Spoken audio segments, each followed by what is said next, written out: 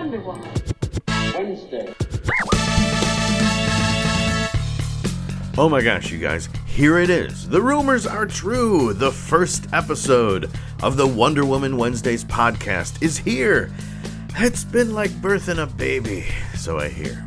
We are going to break down the pilot episode of Wonder Woman, and every month I will be covering an episode of the classic show in sequence with a Wonder Woman cosplayer. We'll talk about the episode and we'll talk cosplay. Now, to be honest, this is my first podcast. Though I've been doing a weekly live Facebook video with my buddy Jack. Together we are the Real Guys. We used to have a show on local TV where we hosted movies. One of our sponsors was a comic book store, Borderlands Comics and Games. And through working with them, making commercials, and attending South Carolina Comic-Con, which they created, I've gotten to know a lot of cosplayers. Before that, I didn't really understand what cosplay was. I'm impressed and I'm moved by their fandom. For many of them, it's not just about putting on a costume, it's about continuing the legacy of a character that they love. The spirit of the character often gets under their skin and transforms them. Many of them do special work through their cosplay, like visiting children in the hospital, hosting charity fundraisers, inspiring other people the way they were inspired. And my favorite cosplayers have been those who cosplay Wonder Woman. Not surprisingly, because I love Wonder Woman. I saw the show as a kid, and it immediately caused adolescence. Wonder Woman, Charlie's Angels, The Bionic Woman, these were my first crushes. And when MeTV started running Wonder Woman a few years back, it all came back to me. But watching the show as an adult, something else became clear. There's really something special about Lynda Carter. Not just her looks. There's something about her as an actor, as a person. Not surprisingly, it took them 3.5 decades to find someone who could play this character anywhere near the way that she could. And for many people my age, Lynda Carter is Wonder Woman, and nothing can change that. So why the podcast? Well, aside from Wonder Woman, I'm a huge fan of classic television. I watched TV obsessively as a kid. I actually stole television sets from a donation bin and tried to repair them to feed my habit. I was a poor kid in a small town, and that box was magic. It was like a window to the outside world that could take you anywhere. Now that I'm a grown-up, law-abiding citizen, I don't steal TVs anymore, but I still get my classic TV fix whenever I can. Lately, I've been listening to classic TV podcasts. I love them. Weirdos like me just sitting down for a nice long conversation about MASH or Battlestar Galactica or Hawaii Five-0. So eventually, I just had to do one myself. But I need someone more fun and interesting than I am, so I'm going to be talking to the best Wonder Woman fans in the world, her cosplayers. So that's the plan, that's the format, that's what we're going to do. Of course, I want to go a little extra in this first episode, so we're going to take a little time, to lay out the context of the pilot. A short history of the character Wonder Woman, a short history of Lynda Carter, and what was going on in November of 1975 when Wonder Woman premiered. And my guest, while not technically a Wonder Woman cosplayer, at least not since she was 8, but she's been a fan from the beginning. She's a fellow Gen Xer and a bona fide sci-fi geek, my beautiful wife Laura. So let's get talking to her. Let's get started with Wonder Woman Wednesdays. Oh my gosh, it's our first episode. This is the first episode of the podcast. I'm careful not to... Sorry, go ahead. Wonder Woman Wednesdays. I was just going to say, I'm careful not to say the name of it, because what if it has to change? Oh, no. Well, you can just edit that out in post. I can do that in post. I was going to be all like, kick it off, man. Well... Wonder Woman Wednesdays. Woo! Except today's not Wednesday, but they don't have to know that. Right. Today is, for all intents and purposes, it's Wednesday. It will air on a Wednesday. It will air on a Wednesday. Either the first or last day of the month. I'm still trying to decide. Like, I think it's going to be the first Wednesday of the month, but there are other things called Wonder Woman Wednesdays that happen on the first Wednesday of the month. Oh, dude. Well, they're not podcasts. You do have to come up with another name if there's another Wonder Woman Wednesday out there. Yeah. Well, but it's not a podcast. It's a thing that people do. Okay. It's a gathering of important people. Okay. Important Wonder Woman people. Important women, yes. Wonder Women. Wonder Women, exactly. Yes. But this is a podcast. Or is it your Wonders Woman? Your Attila's the Hun. Your Attila's the Hun. Wonders Women. I have to introduce you. We don't even know who you are. I mean, I may have done a preamble by myself saying who I was. Mm-hmm. I don't know. That's going to be done in post. Okay. But I'm introducing you, my Wonder Woman, my wife, Laura. How's it going? Hi. Happy to be here. Yay! And here's the thing. So normally, the normal format is that we're going to have my co-host will be a cosplayer, a Wonder Woman cosplayer. Yes. But occasionally, I might be your co-host. You might be my co-host occasionally. I'm not really a Wonder Woman cosplayer, but I will say, yes, just because you need to know that I have the cred, that when I was a kid, I went as Wonder Woman one year for Halloween. For my Halloween costume, and if anybody else around here was a kid in the 70s, you might remember that all of the Halloween costumes were complete crap that you could buy in a store, and any costume that you got for anything was basically just a horrific plastic mask and like a plastic bib thing that you wore over your clothes. It was terrible. It wasn't even a real shirt. Even when I was a kid, I was like, this is BS, right? And so you like this mask, you couldn't see out of it, and you'd sweat under it, and it's awful. And now, I mean, they use them in horror movies and stuff. They're terrible. I know. I know. So, but you were Wonder Woman. Technically, I have cosplayed Wonder Woman. Awesome. And you have cosplayed other things. I have cosplayed other things. I just never quite felt completely confident to, wear the Wonder Woman to put on the bathing colors. Suit. The bathing suit. So. But maybe someday. Maybe. If I can wear a skirt, maybe. Okay. So we're gonna jump right in. Normally, we're gonna start with a breakdown of the episode, like whatever episode we happen to be talking about. Okay. This being the first one. It's the pilot. It's the pilot, and because it's the pilot, there's another way we're going to do things a little differently this time, and that is that we're going to talk about the history leading up to the show, right? Like the history of, not the complete history of the Wonder Woman character. I will say, as a kind of disclaimer, yes. I know, it's a huge thing, and a lot of people have podcasts about Wonder Woman, the comic book character, which is awesome. Yeah. But I have to just say right up front, the intention of this is as a classic TV show podcast. Right. Like, I'm a big fan of the TV show. Right. I'm a big fan of classic TV.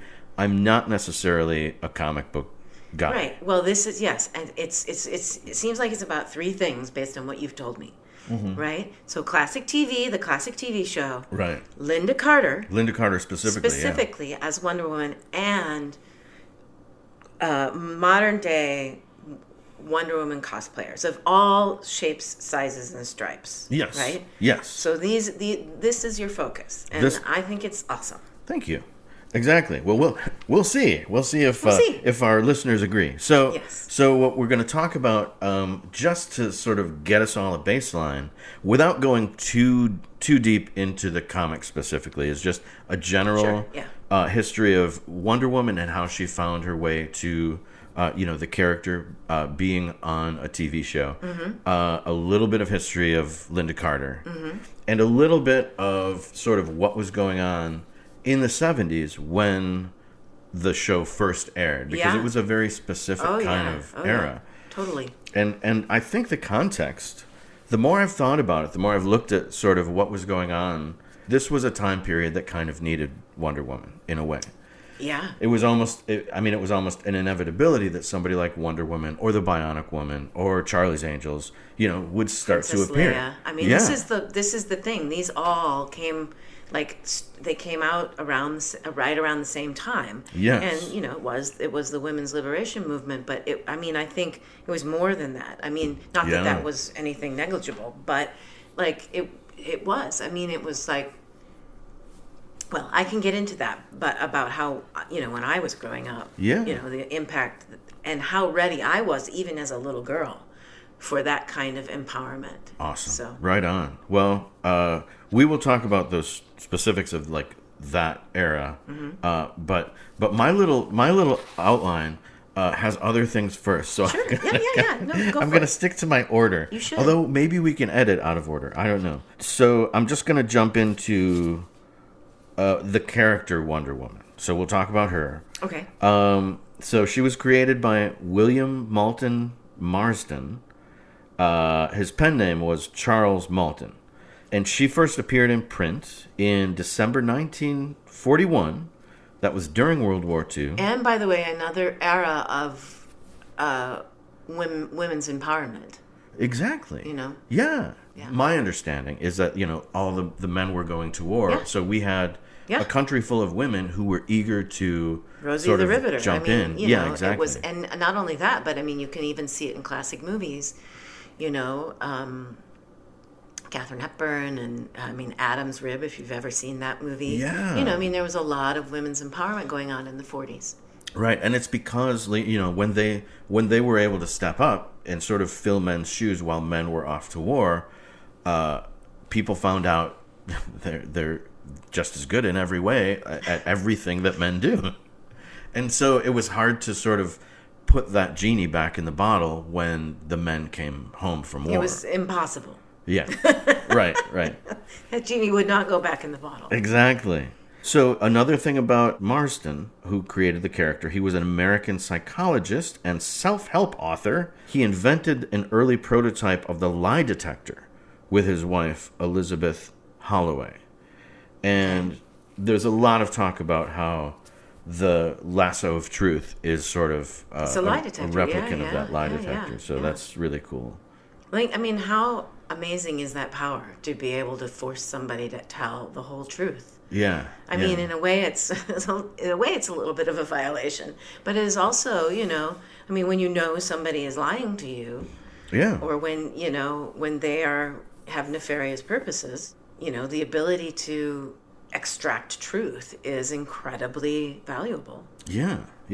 There are this is a side discussion we may not keep in the mix here because there's talk of Marsden. He was in a polyamorous relationship with his wife and his assistant. And this was the 40s still. When did Kinsey, isn't it Kinsey? Yeah, that was somewhere in the 40s or 50s. Yeah, so all that was going on at the same time. Right. It was like sort of the beginning of the sexual revolution. Yeah. And there was some sort of I don't know, I guess a flavor of B what do you call it? Bondage? What do you BDSM? B and D. We don't know. We know what we mean. Bondage. Bondage and discipline. S&M. So BDSM, right? I guess. Anyway, so there was a movie about it that we didn't see. Oh yeah, the Wonder Woman. Some dude in the Wonder Woman. Marsden and his Wonder Women, or something like that. Okay. I almost wanted to see it for this podcast, but I thought. But your specific focus is the classic TV show, Lynda Carter, and modern day cosplayers. Right, and whether or not the bracelets and the tying up and all that stuff is something that sort of bled into the character creation. I mean, that's the whole theory behind the movie. That seems like a stretch to me. I don't know. Yeah, well, that's what I mean. It seems. I don't know. I mean, it seems more like they're armor and weapons than they are some kind of Again, it's because it's a woman, I guess. Maybe it has to be sexualized, but maybe. I think that's a stretch. Yeah, probably. And in any case, it's interesting, but like you say, it's not really essential. It's a side trip in terms of the essence of the character. What the essence of the character, as I understand it, was when I didn't write this quote down, but he said or maybe it was his wife who also she helped create the character. That it was a hero who fought with love. basically. Yeah. You know, and like, it's interesting the first of the modern movies. That's like one of the main themes. Yeah. Because that's and love. Yeah. I will say, not to pat myself on the back, I thought I figured this out independently, and then I saw that he specifically intended it as part of the character, where you know, Batman is sort of driven by vengeance and Superman is driven by justice. Wonder Woman is driven by love, and I think that's a huge reason that she is such a powerful influence and so inspiring to people. And why Lynda Carter was such a perfect choice, because she's just, you know, she's just like got such a kind soul. It just beams out of her, you know. Absolutely. Okay, so that's where the cartoon, the comic book character started. Oh, I have to be careful with how I talk about this. And she didn't sort of reappear other than comics, which, you know, the comics were very successful and very popular. So in 1967.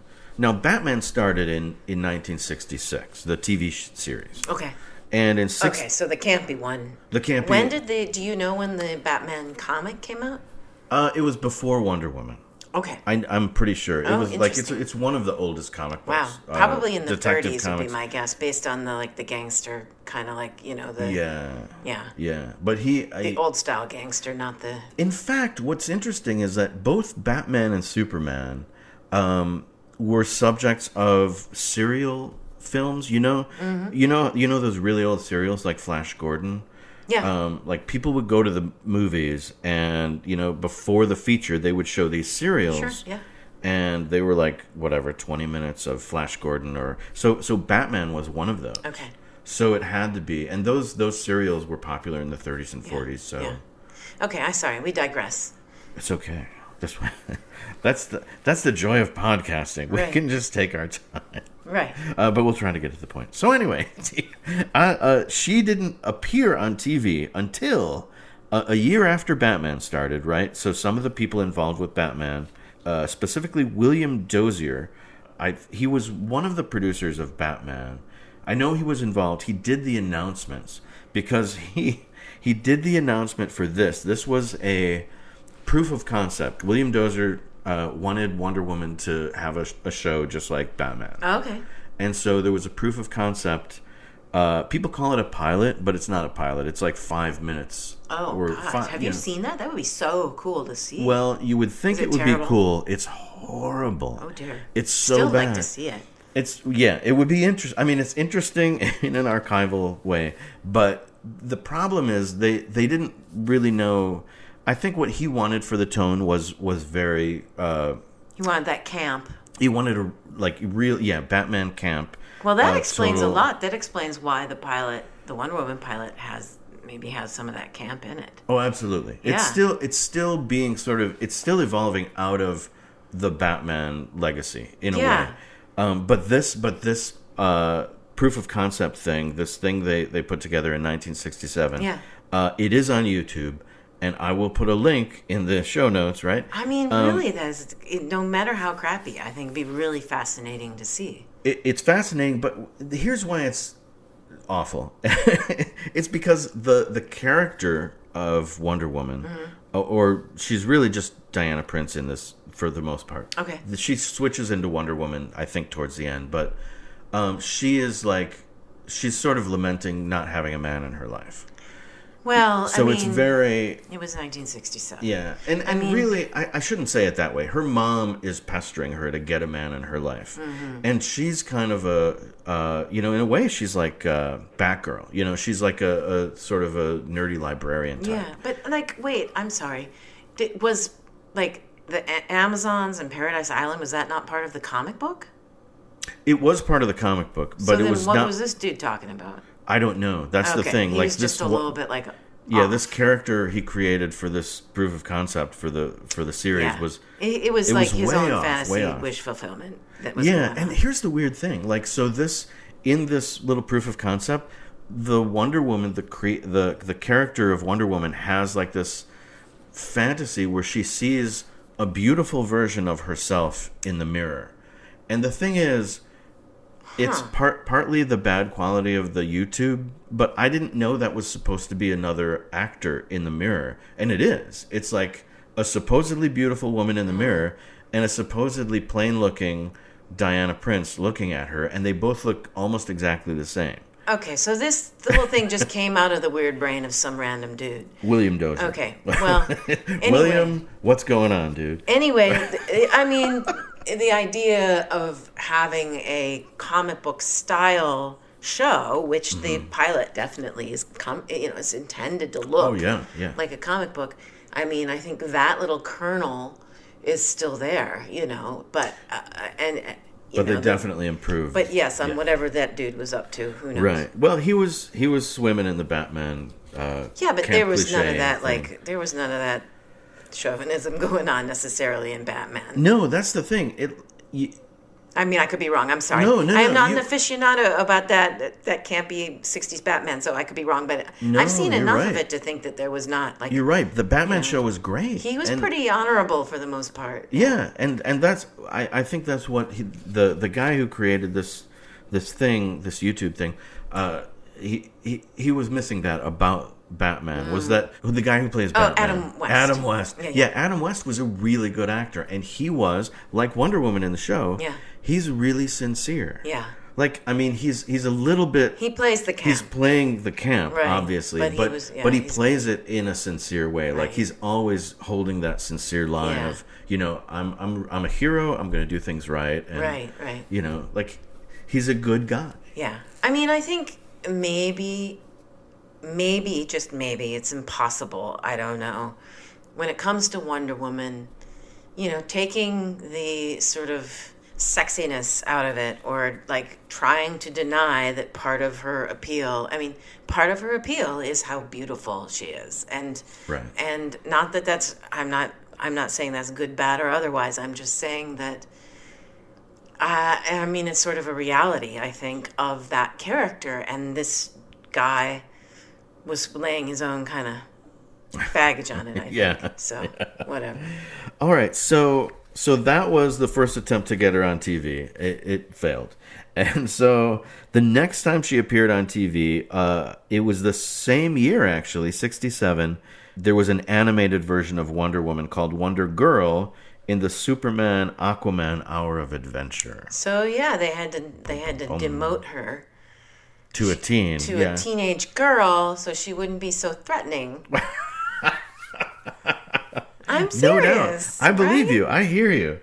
All right. So then, believe it or not, the first time Wonder Woman, as we know her as the comic book character in a cartoon, appears is in the Brady Kids. In a cartoon or a comic book? I'm sorry, in a cartoon. Okay. I'm talking about TV appearances. Oh, okay. Yeah. TV appearances. Like I said, I'm not really touching the whole comic book thing because I don't. No, I'm sorry. It's too overwhelming for me. You had said cartoon when you meant comic before, so I just wanted to be sure. I'm confused. Many times I will be confused. So the Brady Kids in 1972 had an episode in their animated show called "It's All Greek to Me." And apparently Wonder Woman appeared in that. The Brady Kids had an animated show?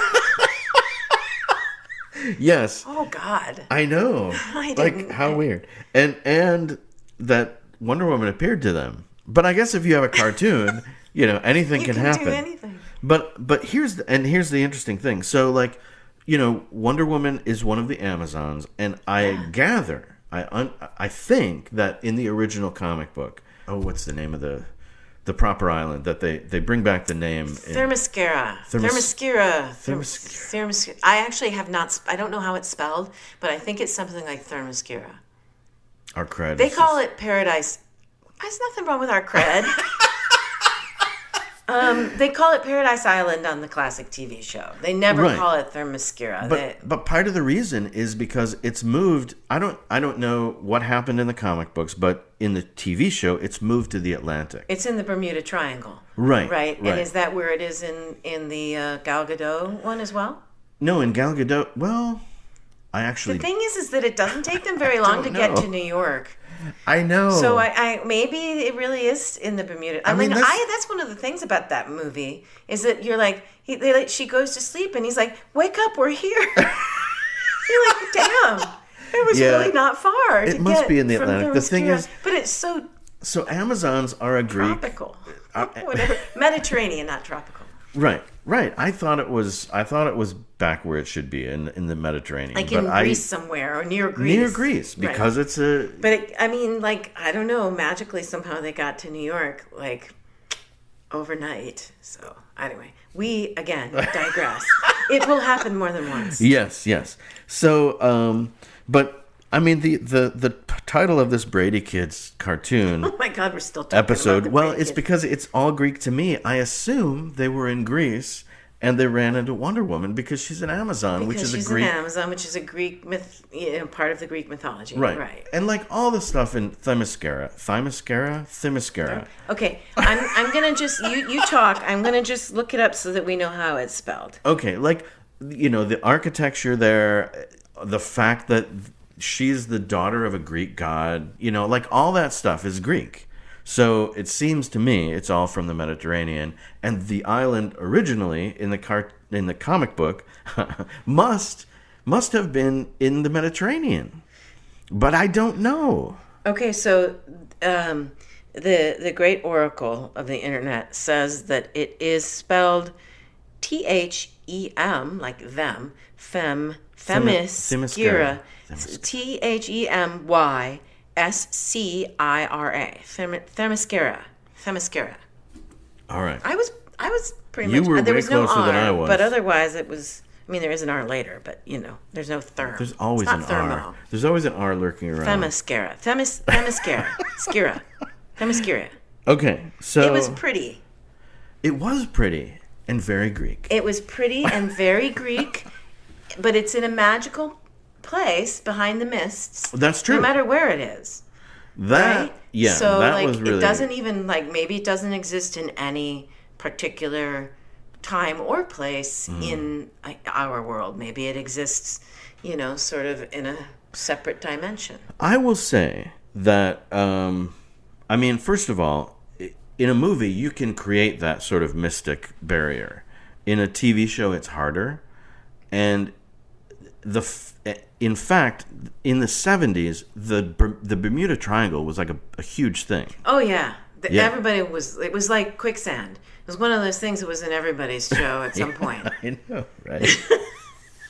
You were going to die of quicksand and get lost in the Bermuda Triangle. Well, you didn't die of quicksand because there was always a low-hanging branch. Thank goodness. Yes. Or somebody to come. We all learned what you're supposed to do. Yes, get a branch. Again, I digress.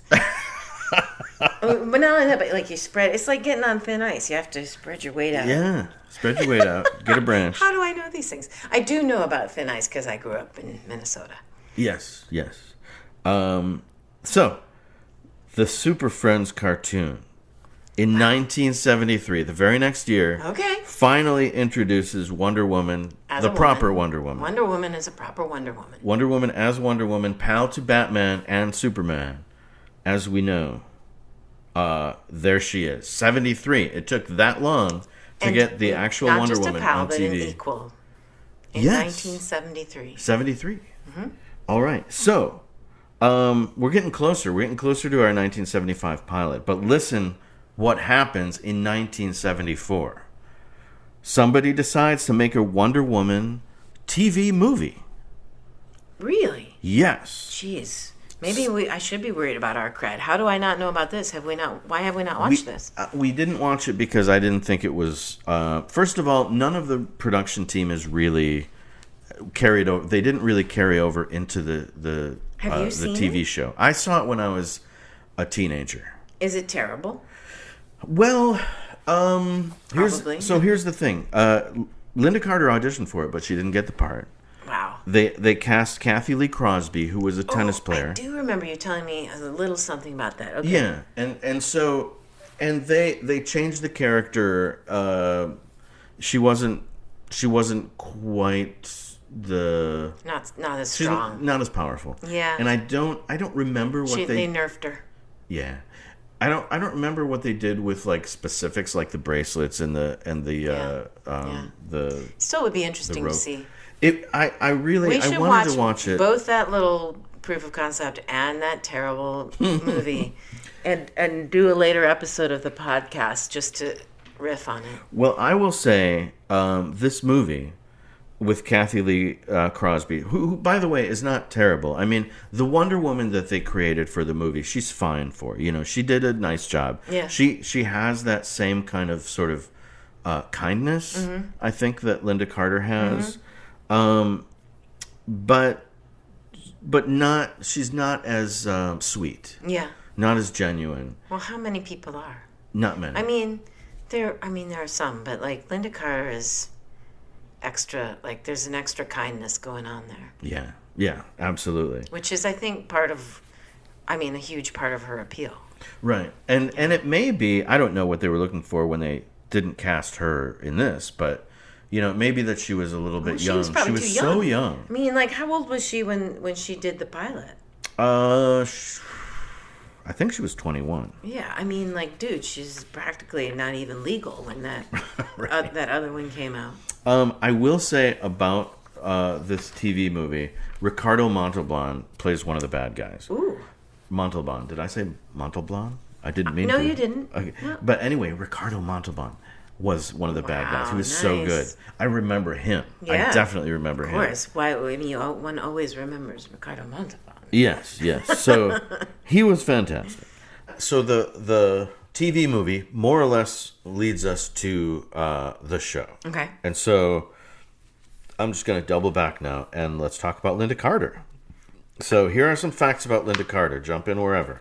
She was born in 1951. Okay. So right now, so the pilot was probably shot in 74 or 75. It came out in January of 76, so yes. No, that was Bionic Woman, shit. remember? I'm sorry.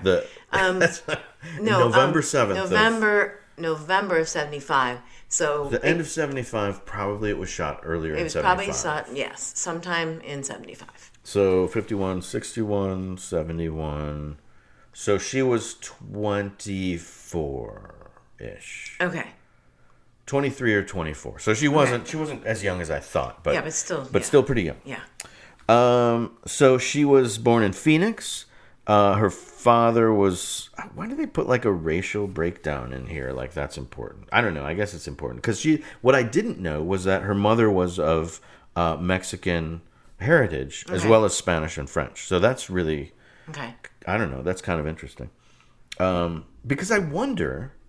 I've been wondering this, and I meant to look it up. Because one of the cosplayers that I follow is Colombian, and so she does like spoof videos of Wonder Woman. Like she replicates the actual shots of Wonder Woman of the TV show. But she's using the Spanish language version of the TV show. Oh, and it sounds like Lynda Carter. And I guess I'm wondering if she speaks Spanish. If she did it'd be interesting to know. I guess I don't know. Anyway, this is completely neither here nor there. Yes, and probably I don't know. Who knows? You can cut it out if it sounds wrong. But when I went many years ago. And ran away to Arizona to do the Arizona Renaissance Festival. Oh, yeah. And having grown up in Minnesota, it's not like it was the first time I'd gone anywhere, but I had never been to the Southwest. And I thought that I noticed that there were a lot of really tall people in Arizona. Really? Like, I don't know why, but like, it just seemed like people were really tall and lean. Like there's a lot of really tall freaking people. I don't know. And this is, who knows. But like the fact that Lynda Carter is this like super statuesque, like tall person. May just be because she's from know. Arizona. It's probably stupid. So never mind. Well, that's so weird because like most Minnesotans are Norwegian, and Norwegian people are supposed to be tallish. Some of them are, yeah. Yeah? Yeah, but there's this like sort of tall, lanky quality that I noticed. Huh. Like your cowboys. I'm sorry. That is okay. So look out for that in Arizona, listeners. Tall, lanky people. All right. So Lynda Carter, in 1956, she was 5 years old. She made her TV debut on public TV, Lou King's talent show. Wow. So she 5 years was old. like she was a talent baby. Like she was going after it. Like I mean, all her stuff here. She was starting early. She wanted it from the very beginning, or her parents wanted it. I don't know. Well, she obviously loved performing. Did she? Do we know that, or were her parents? Well, I think time has told the tale. She loved it enough, right? I think mostly, looking back, sort of jumping ahead to where she is now, she's been doing music primarily. Uh-huh. But she loves singing in front of an audience. It seems like, she's always on tour. She's always okay. But it's mostly music now. She did movies and I mean, when we listened to the commentary, she talked about how desperately she wanted the part, and it had been her dream, dream come true. Oh, yeah. And then, so, I mean, she must have loved it enough to, at that time at least, to really, really want to be able to do it. Yeah, well, it sounds like she switched from, in high school, she started performing in a band. She started singing, and let me just give this little trivia because I'm so excited about MASH. But she joined two of her cousins in a band called the Relatives, right? Okay. Gary Berghoff was the drummer. Ah, nice. And this was in 1967. It was right when that weird proof of concept thing came up, right? So they opened up at the Sahara Hotel and Casino Lounge in Vegas for 3 months. Oh my God, she was how old? She was under 21, so she had to enter through the kitchen. Oh. She just busted out of. She was 16, right? No, she was 16. 16. No, she was 16. Yeah, 15. she was 6. Well, this thing she was says born she in was 51 and it was 67. What? Well, the thing that I read said she was 16, but 16, right. she was. I mean, it probably happened through being 17 as well. So I can just hear my friend Claire being like, "Oh, Laura, you just can't do the math in your head." I mean, obviously, she was born in 51 and it was 67, so that's 16 years. Obviously, push-up glasses. Yes. So, but here's the thing. So, obviously, she loved singing so much that she was. It doesn't say that she dropped out of high school, but maybe she was doing it in the summertime and on weekends. But she wanted it bad enough that she was doing these gigs. Yeah. As a teenager. Okay. But then and she started college. She was voted most talented, and she dropped out to keep doing her music career. Okay. So originally she thought it was going to be a music career. Yeah, all the way through. So in 1970, she was still touring with somebody called the Garfin Gathering, touring in Nevada. So yeah, she did all this music touring, and then in 1972, that's when she switched to. Well, she entered a beauty contest. I was going to say, she probably started modeling. Yeah, she started modeling in beauty contests and stuff. And, I mean, there's no ignoring. I mean, people were probably telling her, "You have to do this," right? Yeah. So, but then she went to New York in 1973 and took acting classes. Yes, and she said that she had been acting, or she had been taking classes, studying for about 2 years, and she had $25 in her bank account. Right. When she got the call for the pilot. And the thing is, I don't know if that was bad planning because she doesn't sound like she was in LA very long. Well, does anybody people go to New York, or was she in LA? So she did her schooling in New York and then she went to LA. Okay, I was picturing New York, but yeah. But she, this is the thing, you go to try to make it. Oh, it's just brutal. Well, what happened was, she said she got just like she said in the commentary, she got a couple of shows, one day jobs on TV shows, and she got one feature film. Yeah. And that was Bobby Joe and the Outlaw. which I watched. Yeah.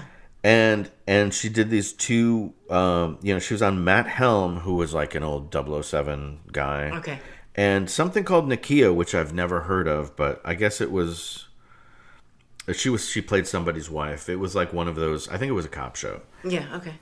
So anyway, and that's what she had before she did the pilot. Yeah. But even after she did the pilot, she still did stuff. She did an episode of Starsky and Hutch. Because the thing is, once you do the pilot, right, you don't know. That was probably a good payday, but you don't know if the show's going to pick up. And or more than half the time, they don't. So. Yeah. So, and she did one TV movie, I think, probably also after the pilot. Yeah. While she was waiting to see if the show would get picked up. Because here's the show. So the pilot happened. It went on the air November 7th, right? Mm-hmm. And what happened subsequently was, I don't know, the network said it was going to pick it up, but there was only 2 more episodes in the spring, the following spring. Okay. And then they picked it up again for the first season proper, I suppose. So probably what happened the following fall. Yeah, I mean, they probably shot the first 13 like they usually do, right? Well, and maybe, then aired 2 of those. Right. And then, decided whether they were going to air the rest of them. But yeah, once you get a contract, you get a contract for the first 13. So, I'm sure they must have shot them. Okay. Well, I mean, I guess I'm not sure, but I hear what you're saying. Yeah. No, there's no way why that would they only do 2? No, they would not. They would not. It'd be stupid. It'd be financially stupid. Yeah. Okay. So that they could start a full season the following year. Yeah. That makes sense. Yeah. Okay. So that's how Lynda Carter gets to Wonder Woman. Okay. Now, we're going to talk about the news, pop culture, what was happening in 1975. It's going to blow your mind. Yeah. I mean, I remember, I'm sorry, this is a tangent, but we love tangents. Here's the thing. I was born in 1968, okay? So I was a little kid. Right. I was 7 years old when Wonder Woman came out. And I only found out, when I was in my 20s, that the Vietnam War ended in 76. Yeah. I didn't even know that I had heard about the Vietnam War, but I had no idea that the Vietnam War was happening during my lifetime. I had the same experience. Yeah. And I mean, in one way, you're kind of glad that your parents protected you from that, the horror of what was going on between 1968 and 1976. But right. But also, you're sort of like, oh my God! I knew it was recent history, but I didn't know it was still happening. Yeah. Right. And that's the first piece of news I have from that. It's actually that year in 1975 that the city of Saigon surrenders and the remaining Americans there are evacuated. That's the famous footage you see with helicopters on a rooftop and, Americans and refugees trying to get on those helicopters. Oh, my God. And there's only the last couple of helicopters Sounds that like go. Afghanistan. Yeah, like a nightmare. But but that was 75. That was that year. The guys from Watergate, Mitchell, Haldeman, Ehrlichman, they're finally found guilty and sentenced that year. So that's very recent. The whole Watergate thing. I remember my uncle watching the Watergate trials. Yeah. Yeah, and on the other side of the coin, the Apollo and Soyuz spacecraft take off for a U.S.-Soviet link-up in space. Wow. I didn't even know that happened. I didn't know that either. Did it actually occur? Yeah, apparently, yeah. That's so cool.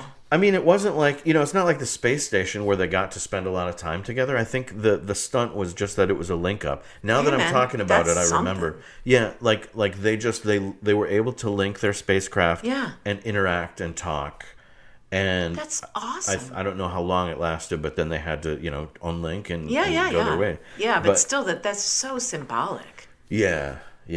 Wow. It's really cool. And so also in the fall, right before, 2 months before Wonder Woman premieres, there are 2 attempts two assassination attempts on President Ford's life. Wow. One of them is Squeaky Fromm. From seriously? From Charlie Manson's family. Yeah. Wow. Crazy, huh? Yeah. All right. I mean, that was that had to be like that whole era had to be where the Secret Service was like, we better get our shit together. Well, so this is what I'm talking about, where, like, so like leading, like, all the way from the assassination of Kennedy up through Nixon's resignation and Watergate and all that stuff. There's like this incredible disillusionment, even in the conservative population. Sure, all sounds very familiar. Yeah, and of course there's all the civil rights movement and second wave feminism. Yeah, it all sounds very familiar. Yeah. So there's this sort of dichotomy of, we're losing the grip on what our country is supposed to be. Yeah. But there's also this emerging sense of we can be better. Yeah. Like there's people fighting for the underdog and people finding their voice. Yeah. And so it's the perfect time. This is kind of what I was thinking before. This is the perfect time for somebody like Wonder Woman. An honorable because heroine. The weird balance that the show strikes is that it's incredibly patriotic. Yeah. But it also speaks to the emerging sort of progressive voice. Yeah. Where, that's about feminism and about the underdog. And I'm sure, you'll get into this, of course, more as your podcast progresses. But what's interesting is, you're talking about the progressive, and feminism and so on. Mm-hmm. And it's interesting to me that, the first season is this whole 1940s, World War II thing, and then the second two seasons are very much more like a Bionic Woman 1970s, right? Like strong woman kind of thing, and they both have their place. Yeah, what's interesting about where the show is headed, like Lynda said in the commentary that she preferred the second and third season where they were in the present day. Right. And not only were they in the present day, but they played with the technology in a way, and sort of they were trying to push into the future. Well, they were influenced by Star Wars, and was Buck Rogers on? Yeah, at that but time? Buck Rogers was also influenced by Star Wars. Everything was influenced by Star Wars. Yeah, because that goofy little robot. Yeah. Oh yeah, and like there was a computer, yeah,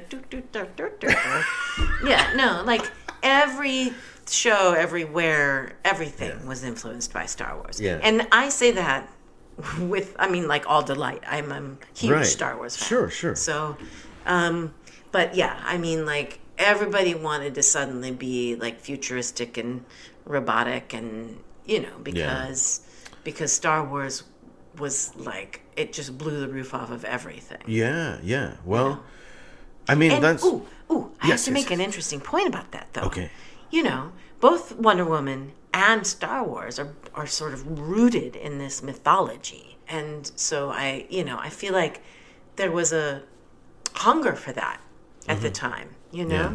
And I feel like there's a hunger for that sort of thing now. We're having a resurgence of that. Yeah. With all of the different fantasy shows and the shows that are about magic and shows that are about legend and stuff like that, which it's a great time to be a geek. Right. Well, and we've gotten to a point where the technology is meeting our imagination. Right. So that they can actually make things, that they never could have made before, that you could only put in a book. Yeah. So a couple of more things about pop culture, just to sort of put us in the era. Yeah. First of all, for people who care about this, I wouldn't remember anything about this, but the Boston Red Sox were in the World Series, and they almost beat Cincinnati, but they didn't.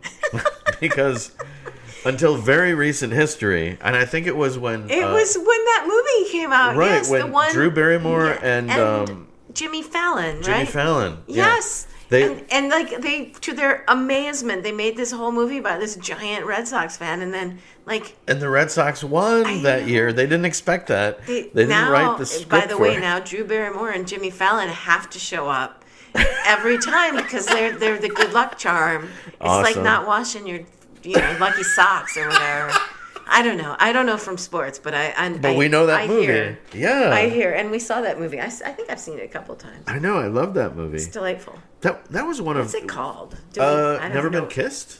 No, that can't be right. This is a different one. That's something else. Anyway, that's whatever. another Drew Look Barrymore it up. movie. It's the one with Drew Barrymore and Jimmy. It is Jimmy Fallon, right? Yeah. Okay. When he was still acting, before he was hosting. Before he was like the super TV show host. Yeah.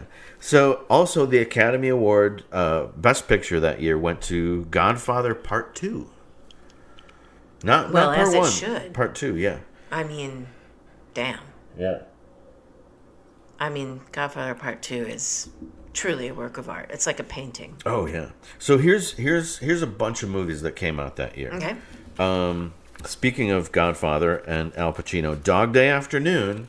I almost didn't put Dog Day Afternoon on the list because it actually came out just a little bit after our premiere. It came out in late November or early December. But, okay. And same with One Flew Over the Cuckoo's Nest. Those were both. They both came out at the end of the year. Do you see how realistic and gritty those are? Like that? Yeah.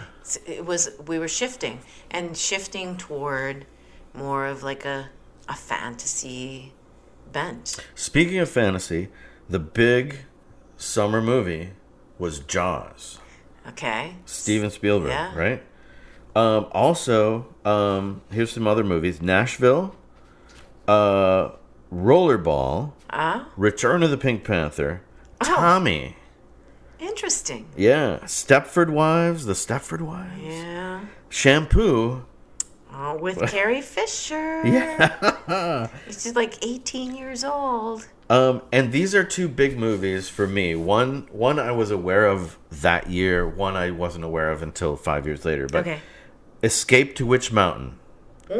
Those two kids are witches.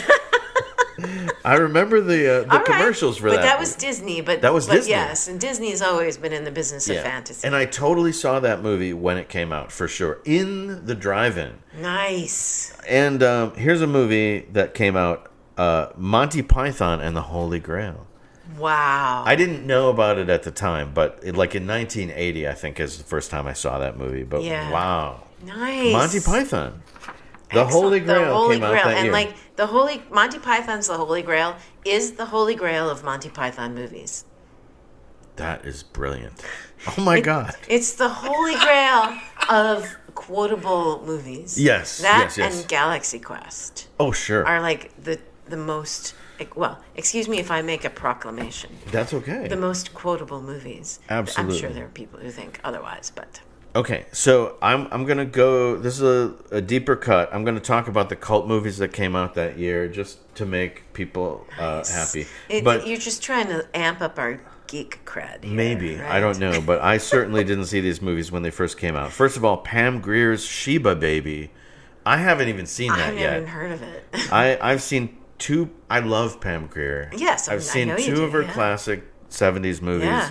Coffee and something else that I can't think of right now. And then also her more modern. But of course, Jackie Brown. Yeah. Oh my gosh, so great. Death Race 2000. Speaking of, I think I've seen that. Really? My brother liked to watch weird ass shit. These are all, by the way, like great drive-in movies. Oh, I bet. Yeah. You had a drive-in close to you. We never went to the drive-ins. We did, yeah. Russ Meyer's Super Vixens. Oh, man. Also, Deep Red, which it's one of those Italian giallo movies. I don't want to try to guess who directed it, but it's like giallo is like the precursor to slasher movies. Oh, very big stuff. No wonder I don't know about it. Dolomite. Did you see the recent movie with Eddie Murphy? No. He did basically a tribute to the guy who created Dolomite. Huh. It was an incredible movie, and so I really want to see this original. Okay. But it's like the sort of the ultimate like blaxploitation kind of. I was gonna ask. Yeah. Okay. Yeah. Also, speaking of exploitation, Ilsa She-Wolf of the SS. Oh my God. One of the great exploitation movies of all time. All right. So, as usual, the B movies lead the way to the newer trend. Right. Which is toward fantasy. And we end up in the early 80s with, like, Beastmaster. Yeah. Yeah. Speaking of which, one last movie, Conan. The Rocky Horror Picture Show came out in 75. See. Yeah. And nobody would make that movie now. I mean, No. things were wild. Wild. In the mid 70s. Wow. Now, closer to home, on your TV screen, TV movies that came out that year. Trilogy of Terror, possibly one of the best TV movies of all time. Oh, you watched that I just recently, watched and it. I stepped Karen in Black. a few times, and I was impressed in my way. I don't watch horror, so Yeah. But, it I was- watched a little bit of it. Yeah. Oh, so good. And The Legend of Lizzie Borden, which is Elizabeth Montgomery. She was trying to Wow. break out of her. Oh my gosh. Yeah. Makes me sad. Well, don't be sad. She was great in No, Lizzie people Borden. like horror movies. I know. Whatever. I see. Yes, you're sad about the horror movie. I'm sad that Samantha was in a horror movie. Yes. Well, I mean, but it was really cool. I'm sure it was. Speaking of horror, Linda Blair was in 2 TV movies, Sarah T. Portrait of a Teenage Alcoholic, and Sweet Revenge. Very exciting. Also, Count of Monte Cristo and Murder on Flight 502, which was an early Farrah Fawcett movie. Oh, okay. Before she was an angel. Yeah. The top 10 the top 10 TV shows in 74 to 75, and a lot of these carried over to 75. So this is what we were watching. All in the Family was number 1. Ooh, I was going to read this in reverse. Sorry. I was going to lead up to All in the Family, but let's just say All in the Family was... Boy, the way Glenn Miller played. Songs that made the hit parade. Okay. So let me read. I'm going to read from 10. Hawaii Five-0, Maude, The Waltons, Good Times, Rhoda, MASH, The Jeffersons. I can't believe the Jeffersons beat MASH. Well, that's okay. It's a good show.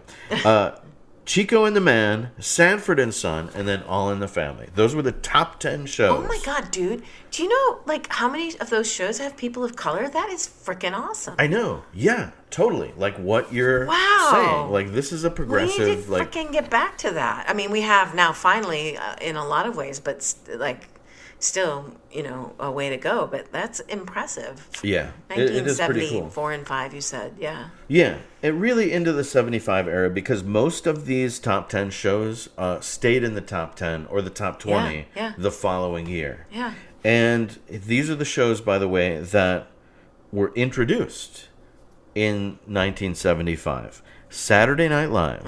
Wow. Yeah. Epic. One Day at a Time.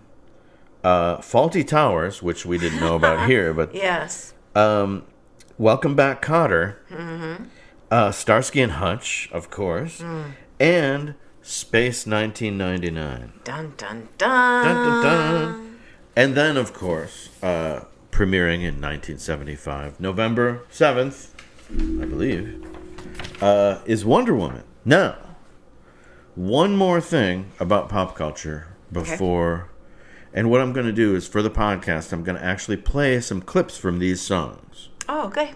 Because I think that will really sort of... If you were of a certain age, like me, actually around at the time, these songs, I think, will sort of get you in the vibe of the 70s.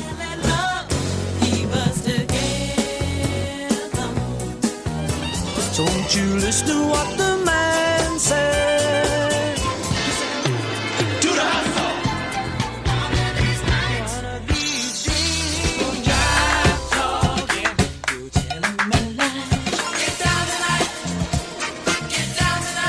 Like a rhinestone cowboy. Hey, makes a man take things over. I'm sorry for myself.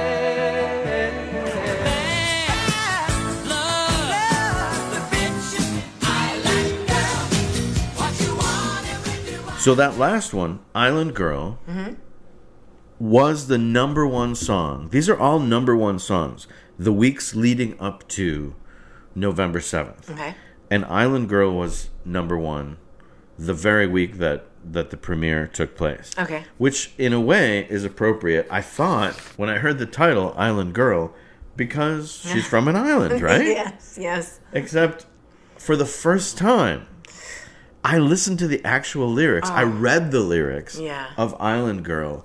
Yeah. It's nothing like... They're not nice. It's actually shocking. Oh my gosh, the 70s, we were obsessed with who knows what. Anyway, that's neither here nor there. The fact is, Elton John's a great artist. Yes. So... It's interesting. I feel like I think of Island Girl as an 80s song, but I think it's because it just played and played. Really? You know? I remember it from the 70s, but I just could not, I never heard the lyrics, nor would I didn't really care. It's one of those things where I wasn't curious to hear the lyrics. I just listened to the music, and then over time, it never occurred to me to listen to the lyrics. Right. Anyway, we digress. Okay, so that's everything leading up to the show. Okay. The show actually premiering. Wonder Woman, Wonder Woman. All the world's waiting for you and the power you possess. In your satin tights, fighting for your rights, and the old red, white, and blue. Allied pilot Steve Trevor lands on Paradise Island, hidden inside the Bermuda Triangle. Princess Diana defies her mother's wishes and follows Steve back to America to fight the Nazis, an existential threat to all men and women, greeting the world as the new original Wonder Woman. What an exciting intro. Dun dun dun dun dun dun. Bum bum bum bum bum bum bum bum. All right, so this is the first time that people get to see this iteration of Wonder Woman, and it starts, as you hummed, with this great orchestration, this great theme song. And I'm trying to find who wrote that.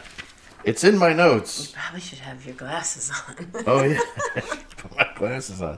All right, so Charles Fox wrote this, and Norman Gimbel also was the co-writer. But Charles Fox, I've heard his name before. He's credited for that. He wrote the music. Yes, that incredible theme song. What a great theme song. It is. It kind of moves me to tears every now and then.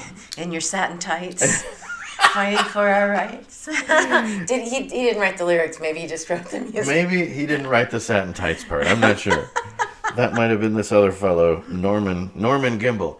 But anyway, so we hear this great music, and there's this... Oh, I'm sorry. I'm jumping the gun. So before the credits happen, there's a pre-credit sequence. Yes, the newsreel. And it's narrated by Paul Frees, who you probably recognize as... I believe he's the Burgermeister Meisterburger. What? He's done all this voiceover work. Toys? And he was some guy in one of the Godzilla movies. I mean, like, his voice is everywhere. Yeah, okay. And according to the Blu-ray, the narration on the Blu-ray between Lynda Carter and the creator of the show, Douglas Kramer, Douglas Kramer was saying they were just looking for somebody that sounded like Roosevelt. Oh, and I'm like, well, I mean, I guess it's it's indicative of my time, but like, who would know what Roosevelt? Yeah. Well, but I guess, at that time, there were people who knew what Roosevelt sounded like. Yeah, because I guess he did all these radio addresses and stuff. So I don't know. It was before Only TV. one of the most famous things that ever happened for an American president, the fireside chats. Oh, you're right. I'm sorry. You're like, didn't you do some radio thing? You are correct. So he said they were looking for somebody that sounded like Roosevelt, and it was Paul Frees, this voiceover guy. And so he narrates this opening with real, like World War II footage and stuff, and does his little voice imitation of Roosevelt. Yeah, which sounds like the Burgermeister in my opinion. I don't know. And then the screen goes color, and there's a big, pow, like thunderbolt. Yeah. And then they start this opening, the credit sequence, which what's beautiful about it, right, is that it's all animated. It looks like a comic book. Yeah. And then Lynda Carter jumps out of the comic book to become real. I know. Fulfilling the fantasies of young boys everywhere. That's right. And girls. Yeah. So, and that's, I'm glad you said that, because that is something I want to talk about. Like in all these podcasts, in all these episodes, how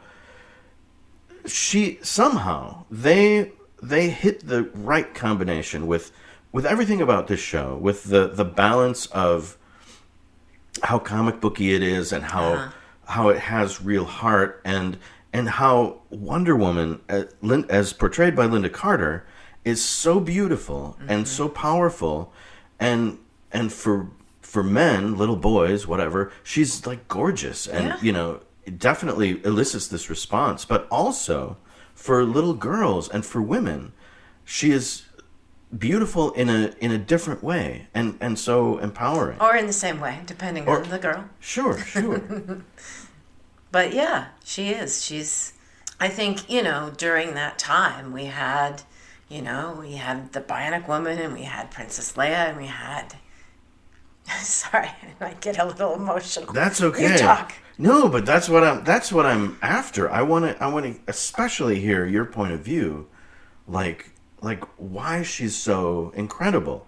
And I love that you mentioned Leia and Bionic Woman, and I know you've talked about who's the woman from Buck Rogers? Colonel Wilma Deering. Yeah. Yes. Mm-hmm. Yeah.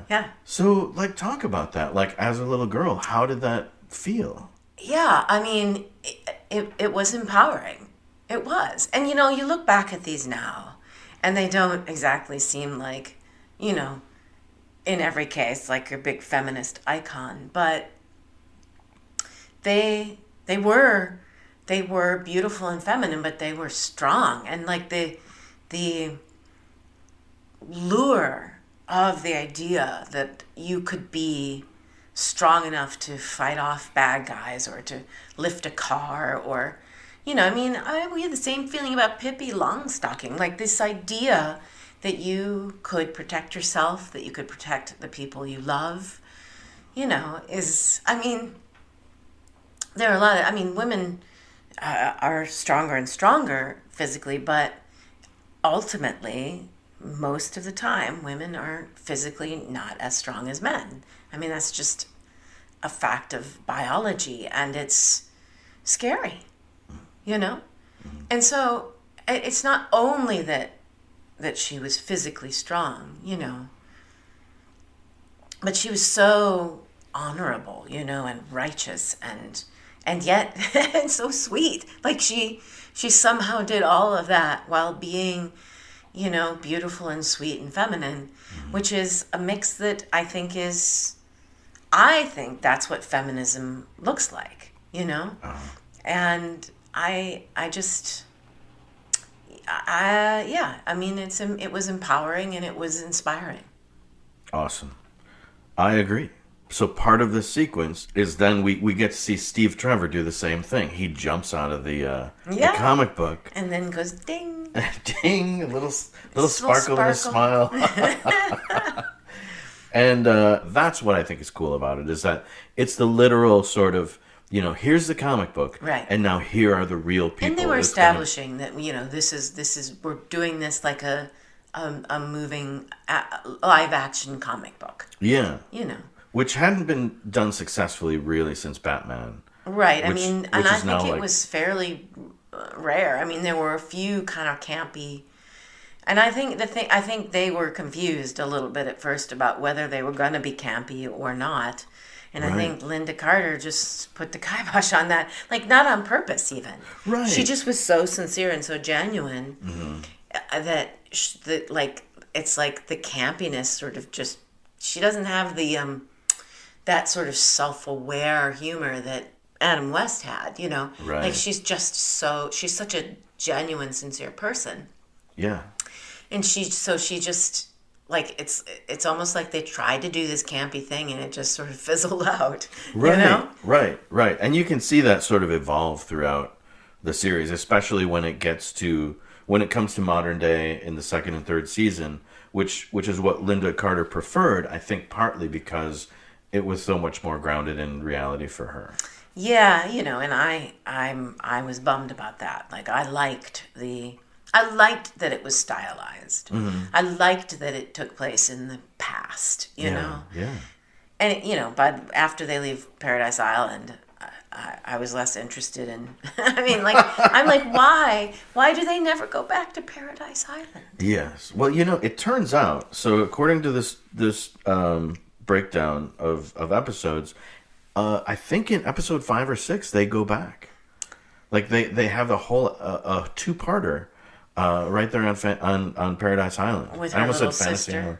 Yes, I think that was the first time that Deborah Winger shows up. Yeah. Like the first out of 2 times that we get to see her. Yeah. Yeah. I mean, that was always kind of for me, but I don't know. I have always been fascinated by Greek mythology, and so it was always kind of a bummer, and it's a bummer to me too in the newer movies that she doesn't. And part of the deal is that she forsakes it in order to go live in the human world, Right. Yeah. But the human world seems so dismal by comparison. Yeah. And I will say, I won't do this very often because I don't really know what I'm talking about. But my understanding is that the comic books do take care of that problem. Like there's a lot of stuff that goes on Paradise Island. Really? Or Themyscira. Yeah. I'm not going to read them now, probably, but I should have read them. It's never too late. When though. I was a kid, I mean, like, I would like to believe that I would do that, but I doubt that. Well, We'll see. there's probably some, like, We'll book find that you can somebody get. send us like a good what's a good graphic novel? Yeah, like one that has a collection of the comic books all in one place. Yeah. So I can just go look for the Paradise Island sections. All right, so after this opening, this great animated opening, and you know what I never looked up? Who's responsible for that artwork? Because that was pretty cool. Like Yeah. that was really good stuff. Yeah. And I don't know. I don't Very know. much in keeping with that 1940s style, like poster, like propaganda poster kind of thing. Yeah, and that's absolutely. very much in that style. Yeah. Right.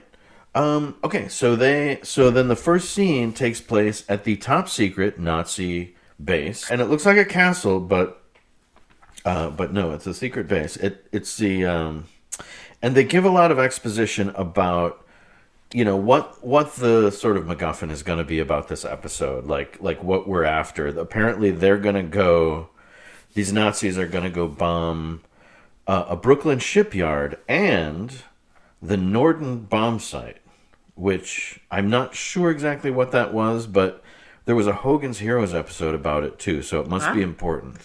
Like, And they were going to do this simultaneously so that, it's like you can... Sorry, I went a little dark in my brain, but it's kind of like 9/11. They attacked 3 different locations. Right, So right. that, all like the efforts to thwart it would be divided. Exactly. Or if one didn't succeed, another one would. yeah, I know it's horrible, Yeah. but that they do mention that later. Like, well, you can't be in 2 places at one time. Right, so, right.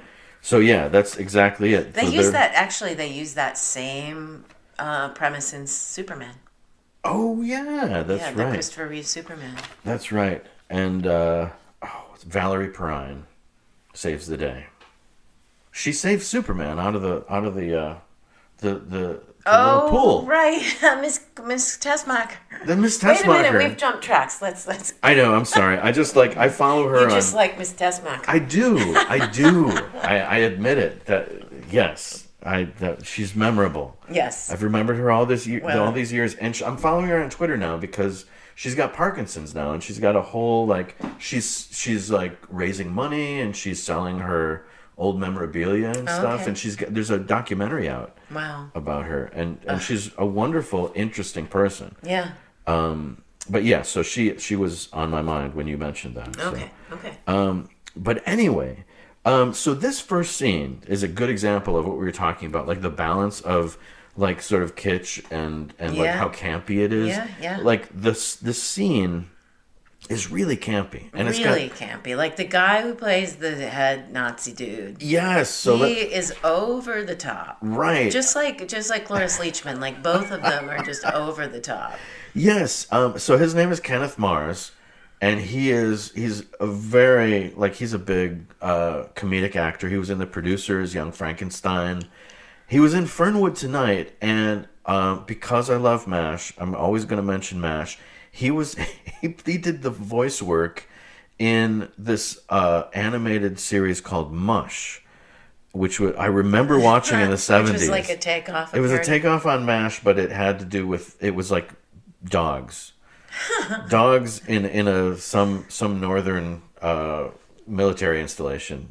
That's why it's called Mush. Okay. So anyway, so that's Kenneth Mars, right? And his assistant Nicholas is played by Henry Gibson, right? Who You've comes seen from him in a million things. Yeah, like Laugh In, Love American Style, and he was the head Nazi in Blues Brothers, so he kept his Nazi cred there.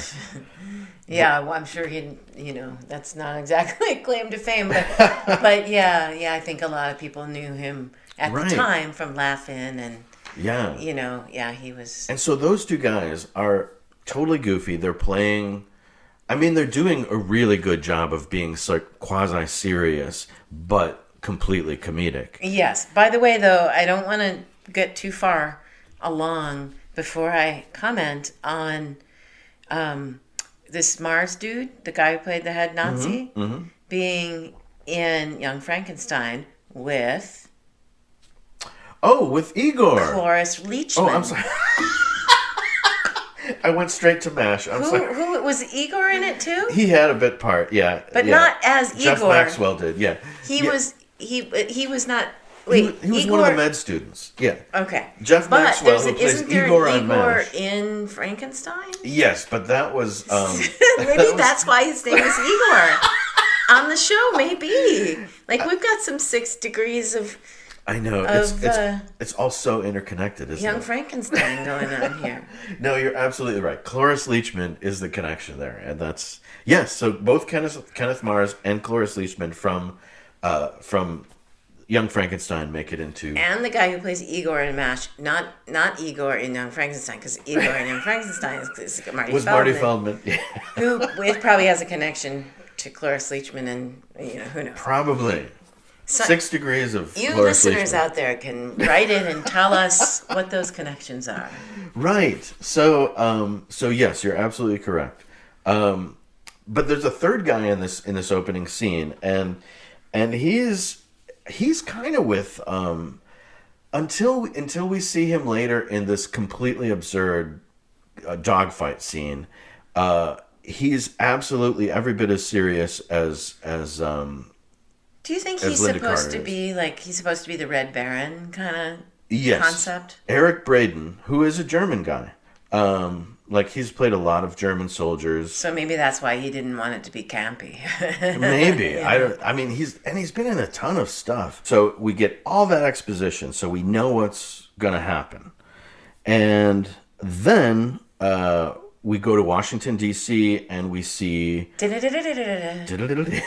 mean, it's amazing how much you just hear the music in your head when you think, like, the transition from scene to scene. And, exactly, yeah. I mean, it's just imprinted. and they have the little caption, just like you would in a comic book, saying where you are. Mm-hmm. We're now in Washington, D.C. So the General Blankenship, and Stella Stevens, who's Steve Trevor's current... Right, that blonde Nazi lady. Right. But she's a secret, undercover agent. Yeah, and what's interesting about Stella Stevens is that you think she's doing the same campy thing that General Blankenship is obviously doing the same as Kenneth Mars. General Blankenship, by the way, is John Randolph. He's going to be replaced when they do the regular series, but in the pilot, it's John Randolph. And he has been in MASH, so I want to mention that. Of course, right? And it's like the Law and Order of its day, right? Yeah. Every actor was given a job. Yes, he was General Haggerty in Too Many Cooks, which also had Ed Begley, who will later be a guest, I believe, on Wonder Woman. Nice. And he's got credits all the way from 1949 to 2003. Like, he's just been in TV and movies forever. And has he passed away? I didn't write that down. Oh, I don't okay. know. He might have just retired. Yeah, it's very possible. But I mean, 2003 is now 20 years ago, so he's my probably gosh. passed by now. Time keeps on slipping. I know, isn't that crazy? Yeah. So John Randolph is the general, and he's camping it up, just like just like those other guys. And Stella Stevens is camping it up big time. But the interesting thing is, when she later on reveals herself to be a Nazi, spoiler alert, when she's a Nazi, she's totally serious. Like, maybe there's a little degree of camp there, but it's like her campiness that you see in this scene is more like she's the Nazi play acting a goofy American. Yeah, I see that, but like, I don't see that she or the guy who played the general are as campy as Kenneth Mars. Kenneth Mars and Cloris Leachman, to me, are the two most over the top. Like, but yeah, that's true. Yeah, but they're also, I mean, those two are probably the most, the biggest and most. But I do hear you. Yeah, that they are, they're playing a broad thing. And then Lynda Carter comes along and is just so. I know. And she says in the commentary, she talks about how she had been studying for a couple of years at that point. I mean, she's only 22 or 23. Right, yeah. So she'd been studying acting for a couple of years, and I'm sure that all of her teachers, especially at that time, were absolutely just talking about being as real and natural as possible. And I mean, you're not going to get her to not do that. Like, she's just spent 2 or 3 years studying to learn how to do that. Right. Yeah, I think it's interesting how everybody has a different degree of camp. Yeah, and that's the fault of the director. Yeah, because they didn't all get the same memo. Right. Because I had trouble when I was thinking from that perspective. I was having trouble sort of pegging where Steve Trevor falls. Because, when he does scenes with the general, he's kind of just as goofy as the general. Yeah, but when he's with Lynda Carter, he's more genuine, yeah. Right. He seems to adapt depending on who he's in the scene with, which is understandable. Yeah, we just saw the beginning of this Leonard Nimoy documentary, if you remember, and he was talking about how it was different playing playing scenes with Captain Pike. With Captain Pike, I can't remember his name. As opposed to William Shatner. Exactly. And they were two different actors, and so it was easy for him. He talked about in terms of filling the gaps and playing to, sort of playing opposite of them and complementary to them, and so it made a different Spock when William Shatner, who was so much more exuberant and had a sense of humor and he was just more outgoing, and so it allowed Spock to be more conservative and more quieter. So, and you can see the different ways that what's his name? Lyle Wagner. Lyle Wagner. I mean, Lyle Wagner had been on the Carol Burnett show by that time, hadn't he? Right, exactly. So, he knew how to play and improvise and adjust himself in the scene. He was a seasoned professional. I mean, being on a show like the Carol Burnett show, I mean, that's boot camp for any actor. Right. Right. Not only learning how to be funny, but I mean, he had to play the straight guy most of the time. Right. So, and he was one of those rare birds that was so handsome and he used his handsomeness to his own purpose. Yeah. He didn't expect attention for his handsomeness. Right. Does that make sense? Absolutely. He used it for comedy and he used it for effect, but he didn't use it for attention, I guess. True. Well, I think you could say that about Lynda Carter too. She's ridiculously beautiful, but she's got another agenda when she's playing her character. Yeah. Absolutely. She's not sitting there posing. I think sometimes she might have been a little embarrassed by how beautiful she was. the attention that you get for that instead of for everything else you have to offer. Yeah. So I didn't really say, I mentioned Stella Stevens' name, but I didn't really talk about her characters. She was in the Poseidon Adventure with Red Buttons, who shows up later in the episode. Oh, yeah. And she also was in a couple of Elvis movies like Girls, Girls, Girls, and she was in Lil Abner with Catwoman. Oh my gosh. So anyway, Steve shows up in this first scene, and we see sort of the interplay and the campiness. Stella Stevens is totally, she's like playing the flirty secretary, and it's never clear.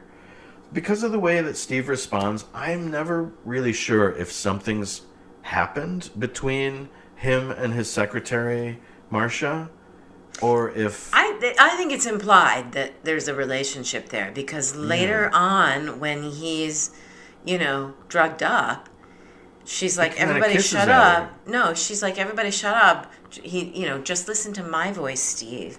Like, as if she knows that he loves her or thinks that, but by that time, of course, he's in love with Wonder Woman. Already in love with He's Wonder mad Woman. Wonder Woman, and who could ever compare? Exactly. She runs around in her bathing suit. So speaking of which, now we're in, by gosh, we're at Paradise Island. And Yay! The best part. yes, and so there's all these colorful gauzy dresses. Yeah. Diana and her friend, whose name I didn't catch, are running along the beach for no particular reason, and I know, and just running with their hair bouncing and all their bits bouncing. and they encounter a thing on the beach. I think it's a man.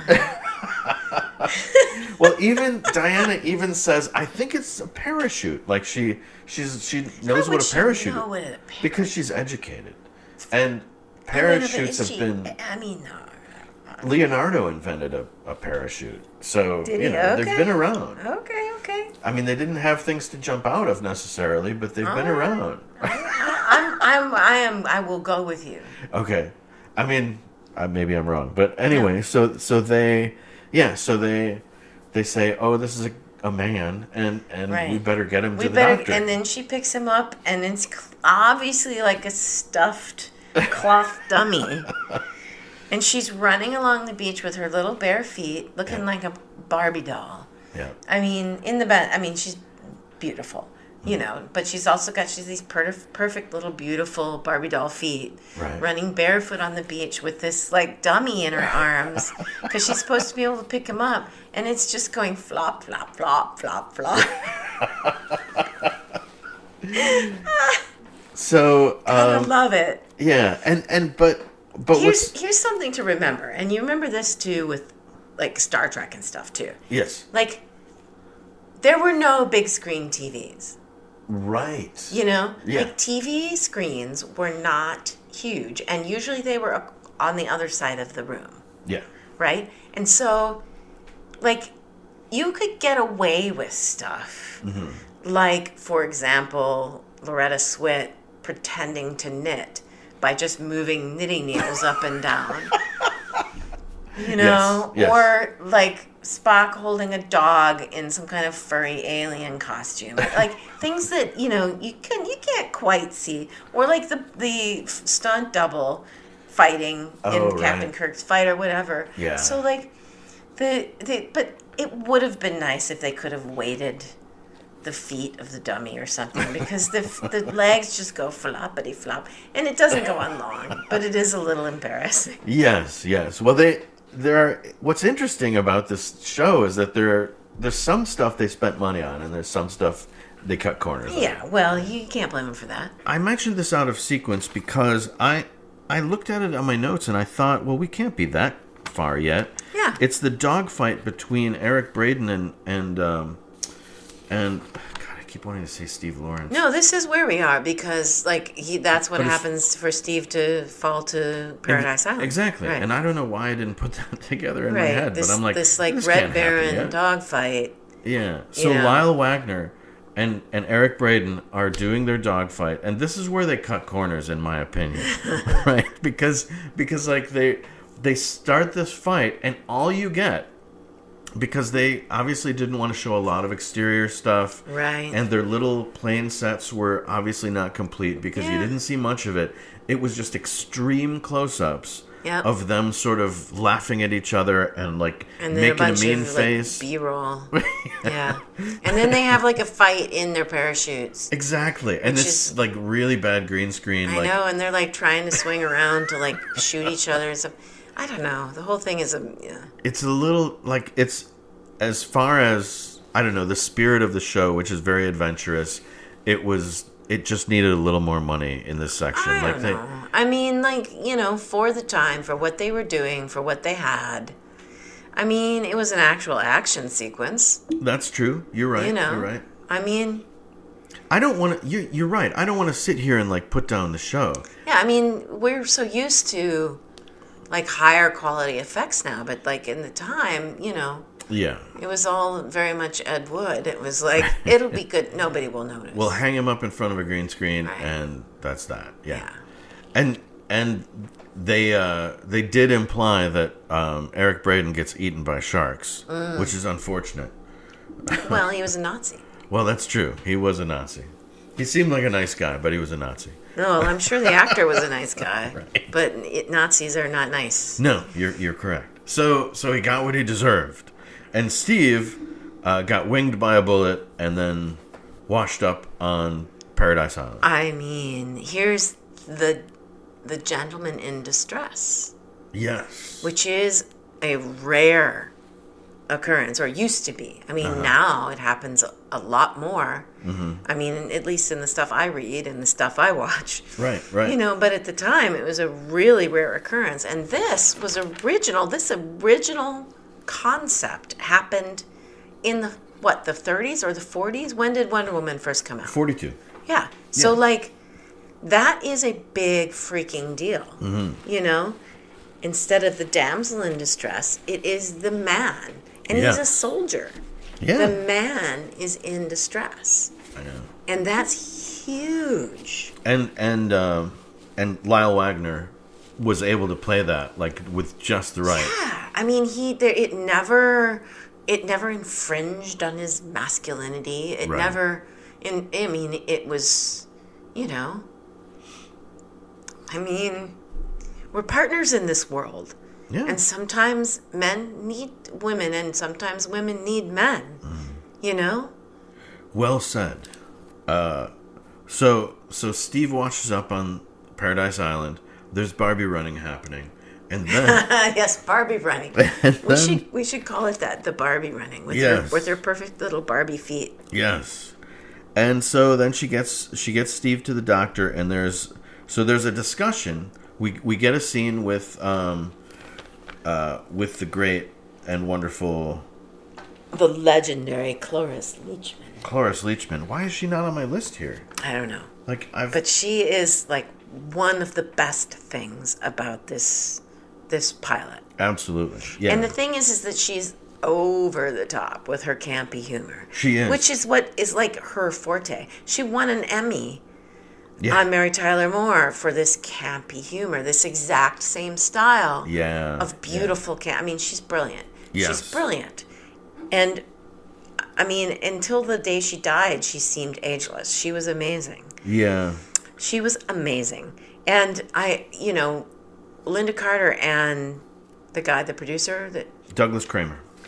They talk about like how amazing it was to have Cloris Leachman. Yeah, she was really big right then. But she and Lynda Carter were like, they were in two different movies. Yeah, which is hard to see in the same scene, but and yet it worked for me. I mean, because Cloris Leachman. Here's the thing about Cloris Leachman, as big as she was and as campy as she was, it was the what she chose as the sort of direction of it was a very reserved, like all that weird energy was like she was clinging to. She was being queenly. Yeah. So she was like holding tight on the like her hatred and desperate need for men, for example, which is really funny. Like she talks about, you know, how brutal they are, and then she kind of bites her fist like, ooh, I missed that, or whatever, you know. So she still holds it back enough to play the scene with Lynda Carter, I think, you know, on sort of the same ground. Well, I mean, here's the deal. Lynda Carter, like, she, without intending to, comes into this thing with her, you know, actor's studio, like, training that she had been having of this simple, direct, sincere quality, which is just inherent to her also. Mm-hmm. And slowly, over the course of the thing, it's like it infuses everyone around her. Yeah. So even Cloris Leachman gets more sincere and more real by the end of the pilot. She does, yeah, you absolutely. Know? As the scenes go on. Yeah. Yeah, like you can see, in this first scene, you can see, you know, like the gags that she prepared. Yeah, yeah. But by the end, when she, you know, talks to her daughter after the big competition, right. it's so honest. And yeah, so... and I just think that that's what ended up with this whole show, is that Lynda Carter she ended up sort of infusing the whole show with that quality. Yeah, absolutely. So we also see in this first scene Fanny Flagg, who's playing the doctor. Yeah. And she was big back then. I knew her from Match Game. I used to watch Match Game all the time. Yeah. And like there were these people like Fanny Flagg and Charles Nelson Riley. I didn't know where they came from, but I thought they were awesome. Yeah. You know, Charles Nelson Riley, I think, was a big Broadway guy. He did some TV stuff, but he was a big director, and he was like a real flamboyant personality. Do you remember him? You're looking at me like you maybe don't. I'm sorry, remember. no, my brain drifted because I was thinking about how Peter Hedges, who wrote What's Eating Gilbert Grape, among other things,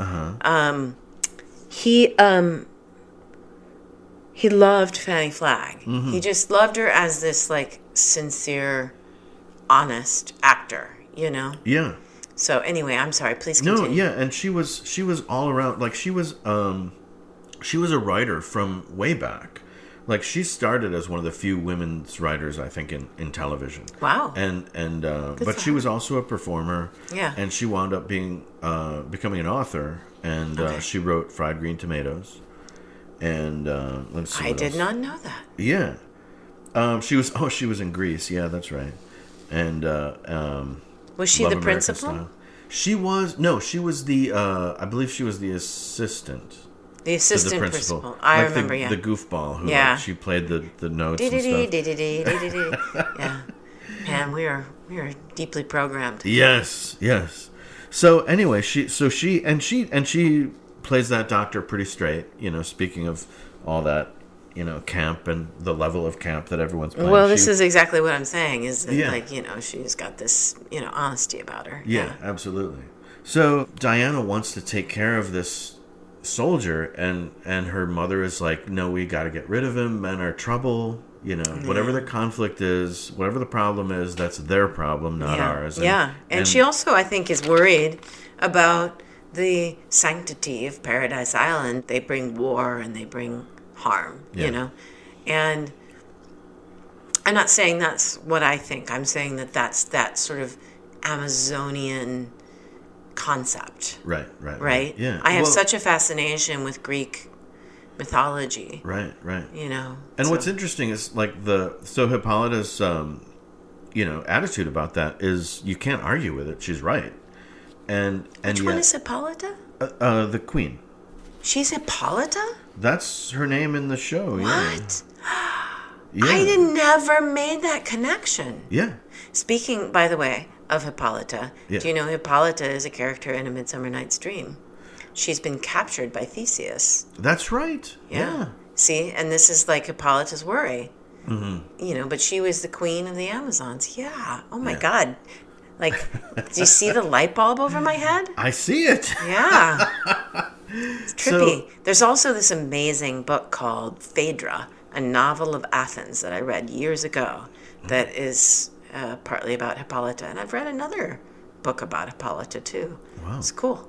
So her argument is sane and makes sense, but Diana once again, is approaching it with intelligent compassion. Right. You know, like, and so, which is kind of progressive. Well, here's the thing. She has compassion. She has curiosity, but she also just thinks he's cute. Yeah. Like she's falling in love with him. Yeah, like she's like, you know, mother, I would like to study this human man. You know, Yes. and her mother is not fooled Right. one bit, but she's like, no, my interest is purely intellectual. You know, but there's handsome Lyle Waggoner. Yes, of course. You Of know. course.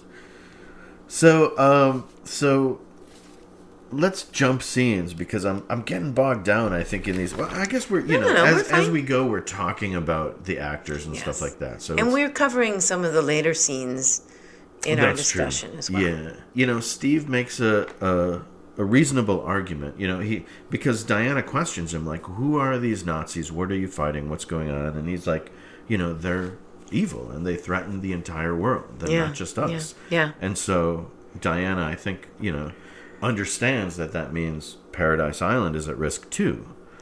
And so... And yet, it probably isn't. Well, probably not, but... But it's interesting.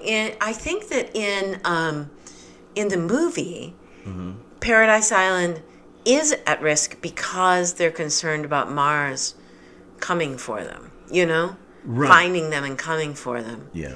And so it's kind of cool, like how true to that origin story both this pilot and the Gal Gadot movie are. Yeah. Well, and I will say, this two-parter that's coming up with Deborah Winger, the Femium, I don't remember the name, but it's like a special, you know, it's like vibranium, but it's a special element that they have on Paradise Island, and the Nazis come for it. So they're in danger too. You know, I mean, that's one example of how the Nazis can. And that's one thing that they handle well, I think, in the movie, is that there is an actual danger because they actually do. They make it through the mist barrier, and they attack. Yeah. And Amazons die. Yeah. You know, in the battle. Yeah. So it's a situation kind of like the Lord of the Rings where it's like this is not some faraway threat. This threatens all of us kind of situation. Yeah. You know? And I mean, we could go down a rabbit hole with that too, because like that's, in a way, that is an argument that's used for war a lot, and it's sometimes true and it's sometimes not. Yeah. You know, it was the argument they used for Vietnam. Yeah.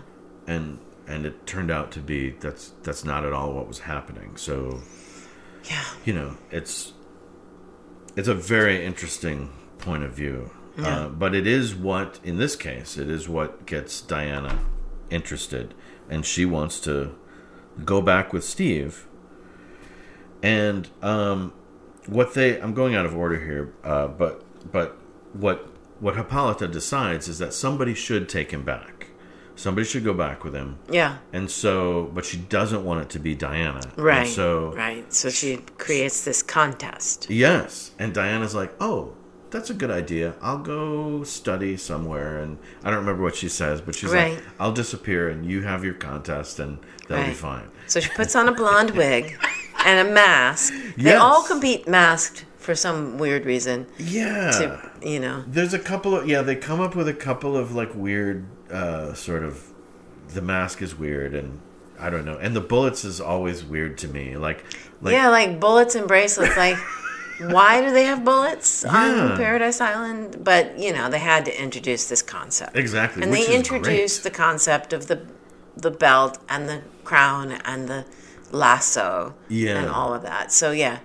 But, in the commentary, Lynda Carter was talking about how, like, they had this this whole thing with this slow motion race. Yeah.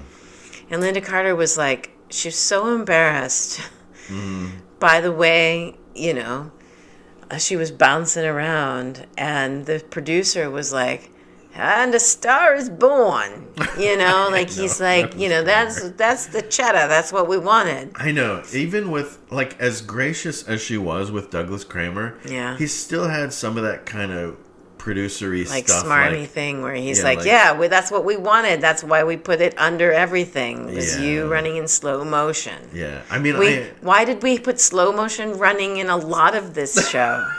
Right? Why did we? Yeah, but I mean, in spite of that, like a lot of those sequences looked really cool, and I'm not. And it's sure, like the Olympics. It's the Greek Games. Yeah. Yeah, and I'm not sure. I think Kramer, commented that we were just hiring people for their looks, but I think there were some athletes in there. Like I think there were people who like seemed like they knew what they were doing. Like probably, javelin and the shot put and all of that. Yeah. So I think Central Casting or whoever did a good job, right?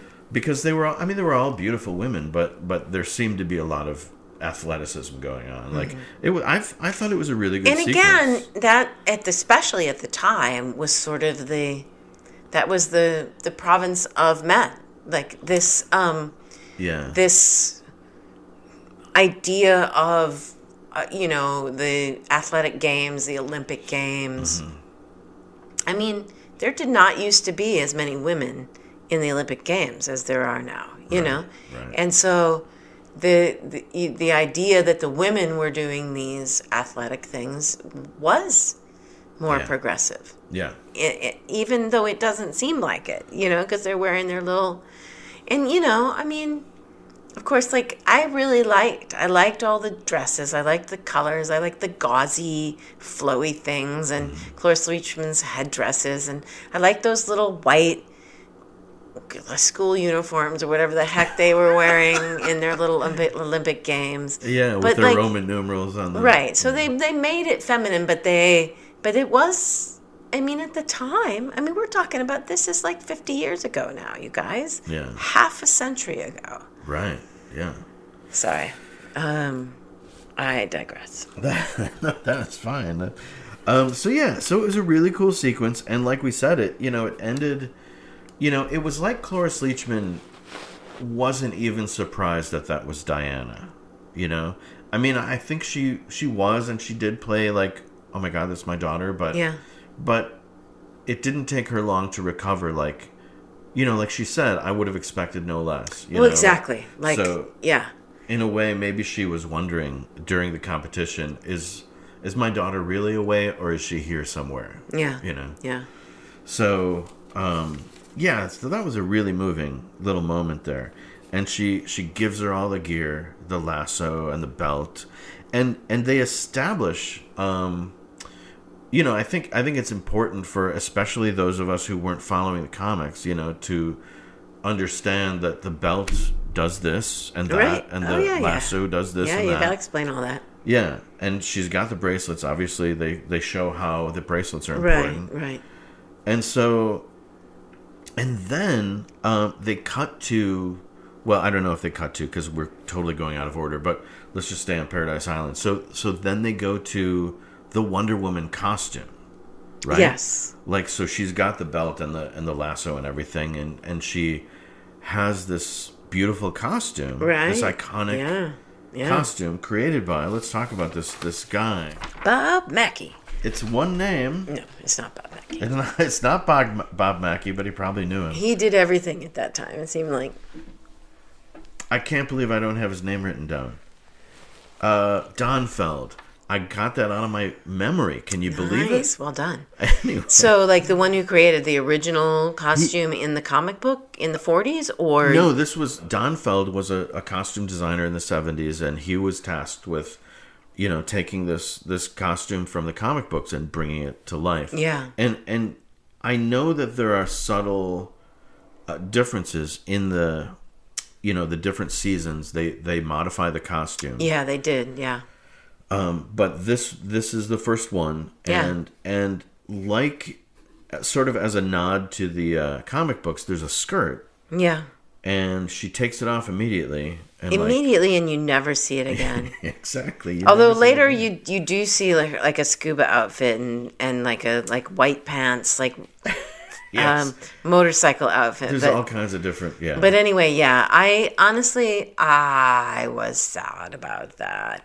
Sad about losing the skirt? I'm sad about losing the skirt. I liked the skirt. I liked that they made like an effort to put sort of a skirt in the movie. I don't know. Like, there is something wonderfully, like, there's something wonderful about her being feminine and strong. Yeah. Feminine and powerful. Right. You know? Right. And this whatever bathing beauty costume, like, you know, this is the bathing suit competition portion of the show or whatever. Right. That just shows more. It, to me, always just looks like she just always looks a little like wrong to be walking around in the world, you know? And what I would say, like, as you know, like, as a male, being a typical male, like, I don't see the difference between, like, why can't she have the skirt? You know, like, her legs are beautiful. They're showing her legs. They wanted to show more of her legs and more of her butt and more of I don't know. I mean, I'm not sure. And honestly, I might truly be in the minority here. Yeah. Like, people might think, well, it's somehow more liberating for her not to have the skirt. But I don't know. I mean, you know, here's the thing about feminism. Feminism is complicated, right? Feminism is about equality. It's about strength. But it's also about, like, being allowed to be feminine and still be equal and still be strong. Right. Does that make sense? Yeah. You know, yeah. so I really loved that the Gal Gadot outfit had a little bit of a skirt. I think, you know, unless you're literally going to the beach, I think most women would prefer to have a little something covering up all their bits. I don't know. I could be wrong. No, I think it you're might right. just be me. But, like, I don't know. It just seems like whatever. Yeah. So anyway, I'm still sad because then she has this, like, weird diaper thing going on with this, like, there's something bunchy and diapery about that. Yeah. Because they have to. I think they have to give it some, like, I don't know, construction to keep it. You know, it's all got to stay in place, right? She's got to run and stuff and fight. Yeah, so that makes it kind of. She always just seems like mostly naked to me, and it's just so weird. Yeah. It's just weird. Yeah. I think the skirt would have, like, been. They should have kept the skirt, but you know. Yeah. I mean, honestly, like, this, I guess, has been an ongoing battle. Back when they were trying to create the reboot, you know, I think they went through all of these different costume ideas. Right. You know, but what do? You put her in, like, leggings or capri pants, or, like, what do you do so you're not exploiting her, but also she has freedom of movement and all of that. Yeah. You know, and it is complicated and it is difficult. And you know, I mean, this was not that long after the debut of the bikini, you know. Right. I mean, they didn't put her in a bikini. I mean, at least, but, like, what I like is not knowing what the important sort of conversation topics are going to come up and grab us. Hey, let me ask you this. Because I wasn't going to talk about her skirt. Of the Wonder Women that you see cosplaying, because that's one of the focuses of this, right? Yeah.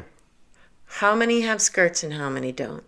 Most of them have skirts. Like, they almost all have skirts, right? A lot of them, even though... Well, here's the thing.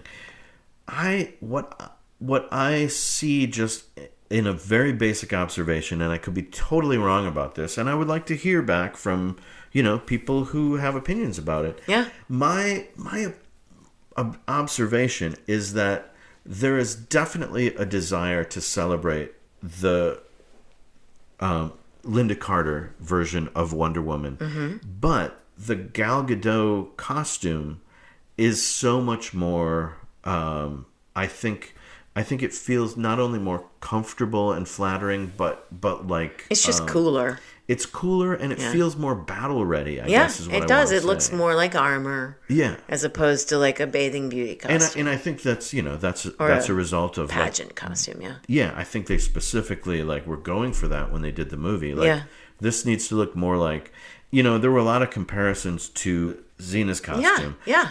And I don't think, I mean, people were saying like they stole it. I don't think that's true. I think that's, it's a classic look. Right. And but again, she's still mostly naked. But at least it looks like, her vital organs have some protection, right? right. Yeah. And so I do think my observation is that cosplayers, even though they love the original Lynda Carter portrayal of Wonder Woman, as far as choosing a costume, the Gal Gadot costume is just is cooler and more. Or the like I see a lot of like 1940s style with the skirt. I see those. Yeah, in the cosplays, too, and I see those for little girls. Mm-hmm. Yeah, it just seems more decent. Yeah, and I say decent in a way that it's not like prudish. It's like it's your prerogative as a woman to still be beautiful and be, to have some kind of cover on, as opposed to being just, exploited. Yeah. So I guess, I mean, I don't know. I would be very interested to hear, or have a poll or something, is the skirt or the non-skirt, skirt or no skirt, for Wonder Woman. Yeah. And there are interesting variations on the costume. There's one called the bombshell, which I didn't really know that much about. But one of my other interviews talked about this. Yeah. That it's sort of like, I don't remember where it comes from. It's somewhere in the comic book series, and it's like a Rosie the Riveter kind of. It's more plain in a way, like it's a shirt and slacks. Okay. Not dissimilar to what she did in that one episode with Roy Rogers, where she had slacks on. But it's a very specific costume, which is like completely different than the bathing suit and the armor from the new movie. So so that's a cool costume as well. Go in peace, my daughter, and remember that in the world of ordinary mortals, you are a Wonder Woman.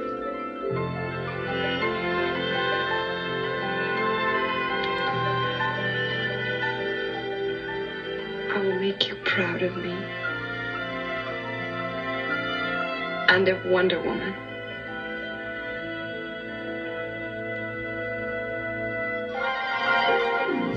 Okay, so I do want to mention that we may sound a little bit different starting here because I had to change the audio setup.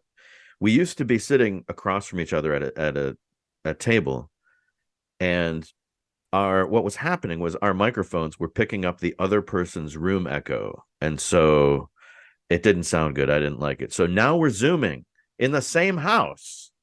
Zoom.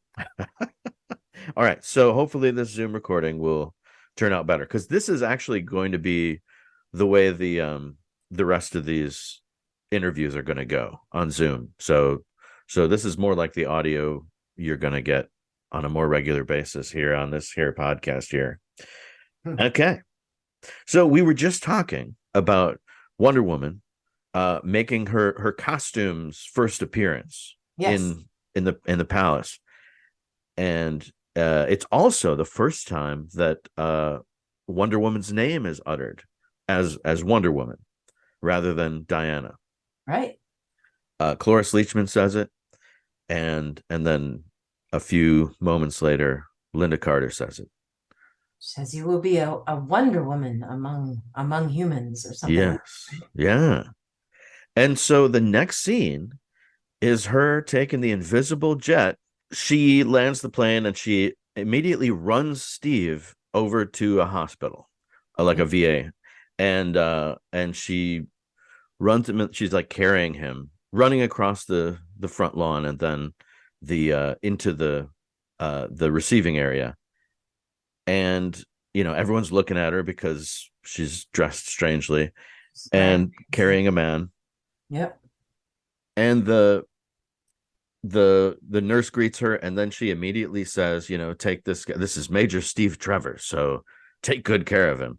And she hands him off to a couple of I guess they're doctors, One of them is, I mean, they don't really make it clear whether they're orderlies or doctors or somewhere in between. Oh, I see. Okay. But it's two men. She puts him on a gurney, and one of them is. Will it mess up your podcast if the cat is purring into my microphone? I don't think so. I think it can only add to it. Okay. Gregory Harrison. So Gregory Harrison is one of these doctors, right? And Okay. Of course, he actually has two MASH connections. He was a guest. He had made a guest appearance on MASH as a visiting soldier. His wife, Lynda Kelsey, was one of the nurses, and this was in an episode called The Nurses, where Margaret has a big fight with all the nurses, and then she's got to sleep in their tent, and Gregory Harrison is snuck into her tent, and it's his and Lynda Kelsey's Anniversary or something? it's their it's honeymoon. I wanted to say Anyway, I'm sorry. You're talking about MASH and not Wonder Woman. So let's I got carried away. So so he's got that appearance on MASH, and he also plays Gonzo Gates in Trapper John MD, okay. which is a later MASH spinoff, quote unquote.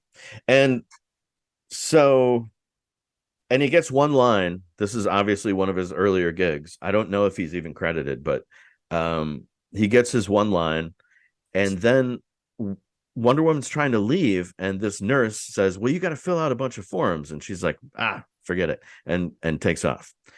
So in the meantime, General Blankenship and Marcia are excited that Steve is alive and well, and Blankenship tells Marcia that some woman in a red, white, and blue costume brought him in. And so she goes to her little office and makes a phone call to somebody. And, her demeanor immediately changes. And she, says in her spy voice, there's some woman that saved Steve. We have to find her and stop her. So she tells this mystery person, to go after Wonder Woman. So then the next shot is this fantastic little sequence where Wonder Woman is walking down. It's obviously, it's not quite an exterior shot. Like it's meant to look like an exterior, but it's in a soundstage. But it's a nice looking street, like it may be a back lot. I don't know. There's something about the lighting that looks like interior lighting to me, but maybe it's a back lot or something. But anyway, it's Wonder Woman. Now that she's dropped Steve off, she doesn't know what to do with herself. So she's just walking down the street. She just goes wandering. Yeah. And she's in, and all the sailors are like looking at her, and one of them whistles at her, and, you get to sort of see the fish out of water with Wonder Woman just walking down the avenue. And she really does look like a fish out of water. I mean, she's just wandering around in her red, white, and blue bathing suit. Right. And she's a store catches her eye. There's some women's ladies fashion, and so she goes in, and this lady says, I think what you're looking is fantastic, but I've got a dress that'll suit your figure. And she shows her a dress, and Wonder Woman's like, well, thank you, and tries to walk off with the dress without paying. Right. And this lady's like, hey, lady, go con somebody else. Yeah. So, and then she sees a bank robbery in progress. And obviously she knows what guns are. And she stops a car by lifting the back. Yeah. Which makes me think. By the way, like, that's the first really striking Wonder Woman, how strong Wonder Woman is kind of moment, That's true. Yeah. She lifts up that car. Yeah. I mean, you see these things that happen on Paradise Island in the games, but in terms of her strength in the mortal world, the first thing you see is she can lift a car. Yeah. First, he thought she could lift a man, but no, she can actually lift a car. Yeah. So then you start to really see, and that's a very kind of Superman thing, like a Superman on his planet is just normal. And then he Mhm. comes to Earth and he's got the superpowers, you know. Right, right. Yeah, it's never clear to me. I guess they make a choice, I'm sure, and there's probably, rules about this in the comic book, but it's never clear to me if she's um superpowered on Paradise Island. I mean, I guess she is because she carried Steve from the beach. But I don't think they're super powered. They're just They're just strong. strong, Yeah, you okay. know. And I think it's interesting. I think the Gal Gadot version, they make it sort of more clear that she's this demigoddess or whatever. Yeah. Um, and I think the idea originally and for the Lynda Carter one is that they're Amazons. And Amazons are, purported to be mythologically, these mythological they're humans, but they're super strong. Mhm. And so she doesn't seem to have the kind of superhuman magical power that Gal Gadot has, you know? Right, She's right. really super strong. So, and we do see it in this series when her belt is taken away. Certainly when she's Diana Prince, she's susceptible to gas, like she gets knocked out with gas or Yeah, and that is stuff I happens. thought of that, yeah. Yeah, so they do make a distinction between if she's not in her Wonder Woman outfit, she's just a human being Yeah, I in never this noticed show. that before, and that kind of doesn't make sense to me. I mean, like this regalia that she wears is the source of her power and her strength. Uh, I'm not sure I like that. Well, I'm not crazy about it either. I mean, it's too late for me to make them change it now. Well, I think what it allows them to do, it in a way it gives her it gives her some kryptonite, like That's true. Like they've got to have some kind of, and that's just from a like a storytelling standpoint, which I think you're absolutely right that they needed a way for her to be, to have some weaknesses. right, because all her, I mean, if you look at the series as a whole, all her nemesis are basically human with a few exceptions. I mean, there are some aliens and a gorilla. And a Sasquatch. Right. So for the most part, she's fighting humans, and Yeah. so it's really not even Steven unless they give her a little bit more weakness and a little bit more sort of an Achilles heel. Yeah. So I mean, I think that's my theory anyway. And I'm sticking to it. Yeah. No, I think you're right. So, and I got to tell you, I'm trying hard to to go faster through this outline of the show because I don't think we need all the details, but this is an interesting sequence because she what I was going to say about her lifting the car is it kind of shows that she knows how a car works, that it's the rear axle that makes it go because she just lifts up the rear wheels I don't off. know. I don't know, Stan. I mean, You I know, think she you think happened to she's just stand grabbing on it? the car and just grabbed it. Okay. I All mean, right. in my opinion. I'm overthinking it. Yeah, maybe. So anyway, she foils the robbery. They shoot at her. And by the way, these robbers and the cop that shows up are such kind of cartoon characters. Yes, it's like, hey, lady, Yeah, what are you doing here? I know. And he wants her to fill out forms too. And she's like, forget it, man. They robbed the bank and I'm supposed to fill out the forms. No I way. know she's the ultimate like vigilante. She just doesn't want Yeah. to follow any of those rules. She would And not make a good cop. Too much paperwork. yes. But yeah, I mean, I think that really that whole sequence is very much in the style of the Batman or Dick Tracy or any of those ones where you've got all these low level criminals that can help you show what the hero can do. Yeah, yeah. And they do it not just for the audience, but for but our beloved Red Buttons I who was shows just up. gonna say, and then the arrival of dear Red Button. Yeah. Who is And so just he's shining. fantastic. And he's not such a great person as the character is not such a great person, but Yes, yes. but He's kind of apparently he's like a sleazy theatrical producer and he sees what she can do and he's like super excited about it. Let me just talk yeah. about Red Buttons. He's he had a show, the Red Buttons show in the 50s, And of course, he was in the Poseidon Adventure along with Stella Stevens.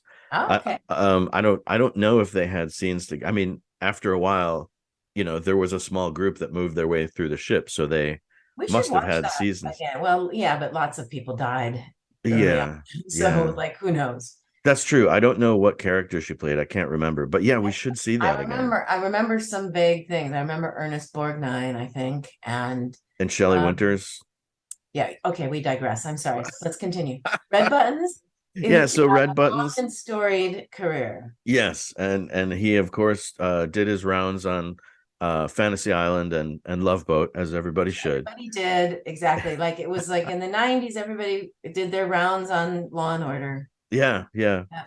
So he sees what she can do and he's super excited. He's like, we can make a lot of money. And she remembers the dress and she's like, oh yeah, I need some money. Yeah, So I'll think the about it. lesson that she if she's gonna live there, she's got to have some money. Yeah.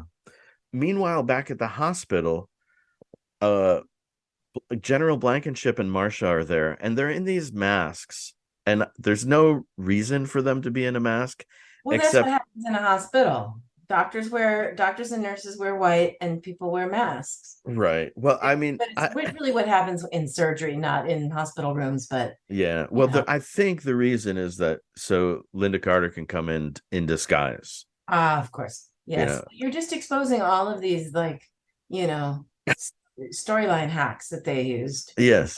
But, I mean, all that stuff was absolutely commonplace. Well, the thing is, it wouldn't be that noticeable, except Blankenship cannot stop playing with his mask. I'm sure it was annoying. And you probably couldn't breathe through it. And I know. we all know now, after the pandemic, what that is like. Yeah, it's a drag.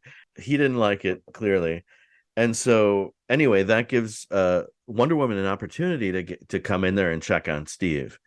And they have another, I didn't really mention it about the plane before, but man, on the plane, yeah. and now when he wakes up, they just look at each other like they're so in love. Yeah, it's sweet.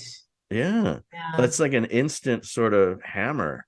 And hit also her in the when head. you see Lynda Carter come in that nurse's outfit, you get somehow a better perspective of how incredibly statuesque she is. Yeah. Yeah. Just tall and like built like most humans are not. You know what I mean?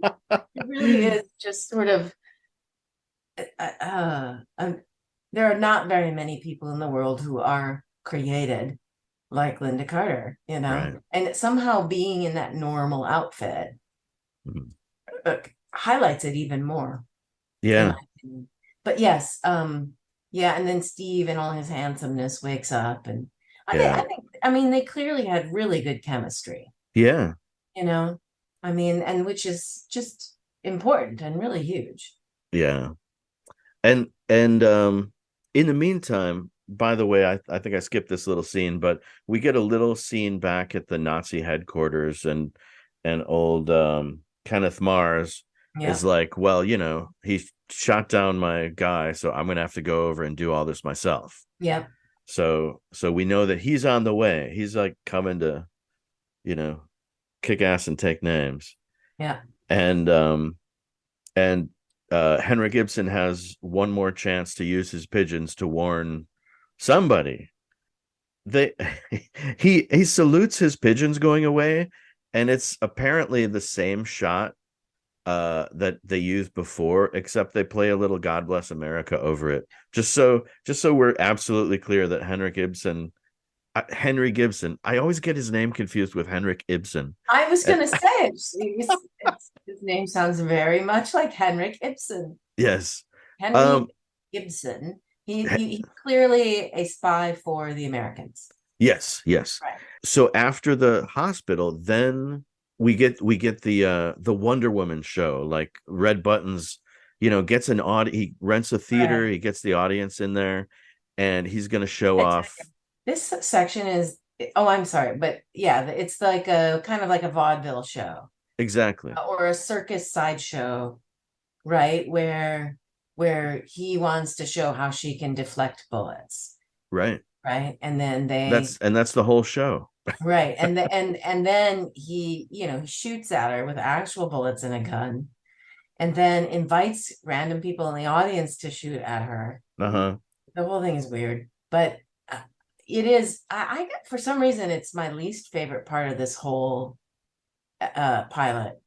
It's I don't know. It's hokey, and anyway, I don't know, the grandma with the there's this grandmother who's carrying this carpet bag with some kind of It's like a semi-automatic machine gun in it, yeah, like an old style Tommy and gun. then they just, I don't know, I mean, the whole thing's dumb. It, it is a little goofy. And what's interesting about the commentary is that number one, Lynda Carter felt the same way. Like she didn't remember this scene happening. Yeah. And or at least she hadn't remembered it until she saw it. And then she was reminded of how wonderful Red Buttons was with the audience. Yeah. Like when they were filming it, he was just like throwing all these, Just one of those people who's just sweet. yeah. And but what I really remember about the commentary after she does her vaudeville show and deflects all the bullets, and then is in the seedy little office with Red Buttons Mm-hmm. afterwards, waiting for him to pay her money, Right. with her, and very sweetly and innocently waiting for him to do that. She's sitting down at a desk, and she said in the commentary, she was there with the producer. She said in the commentary, they told her she had to sit down at the desk because the producer who she was there with, commenting later, all these years later, the producer had told her she was eating too many donuts. Yeah. And so she had to sit down at the desk instead of stand up.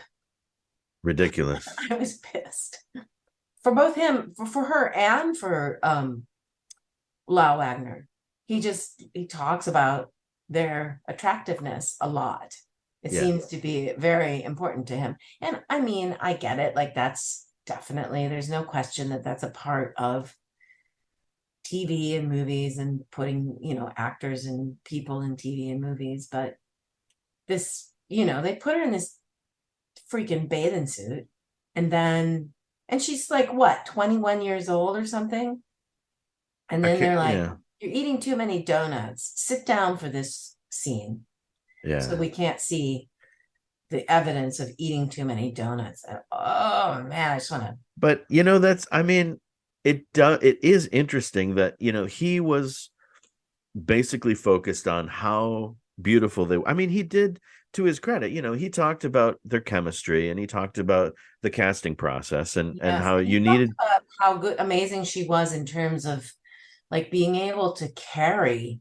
I mean, as the lead of a show like that, the hours and the work and the dedication necessary to be able to carry it is just, it used to be they had to put out 22, 23, 24 episodes a year. Right.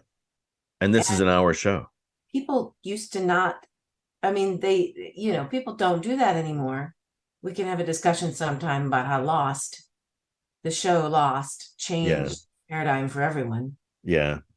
But I think, is as frustrated as we both were when Lost was like, had 12 episodes and then said, okay, we'll be back in 4 months. We were like, oh, what? But I mean, for the sake of everybody who works on this stuff, I say, the shorter season, more available shows, more available options, and shorter seasons so that you can do better quality.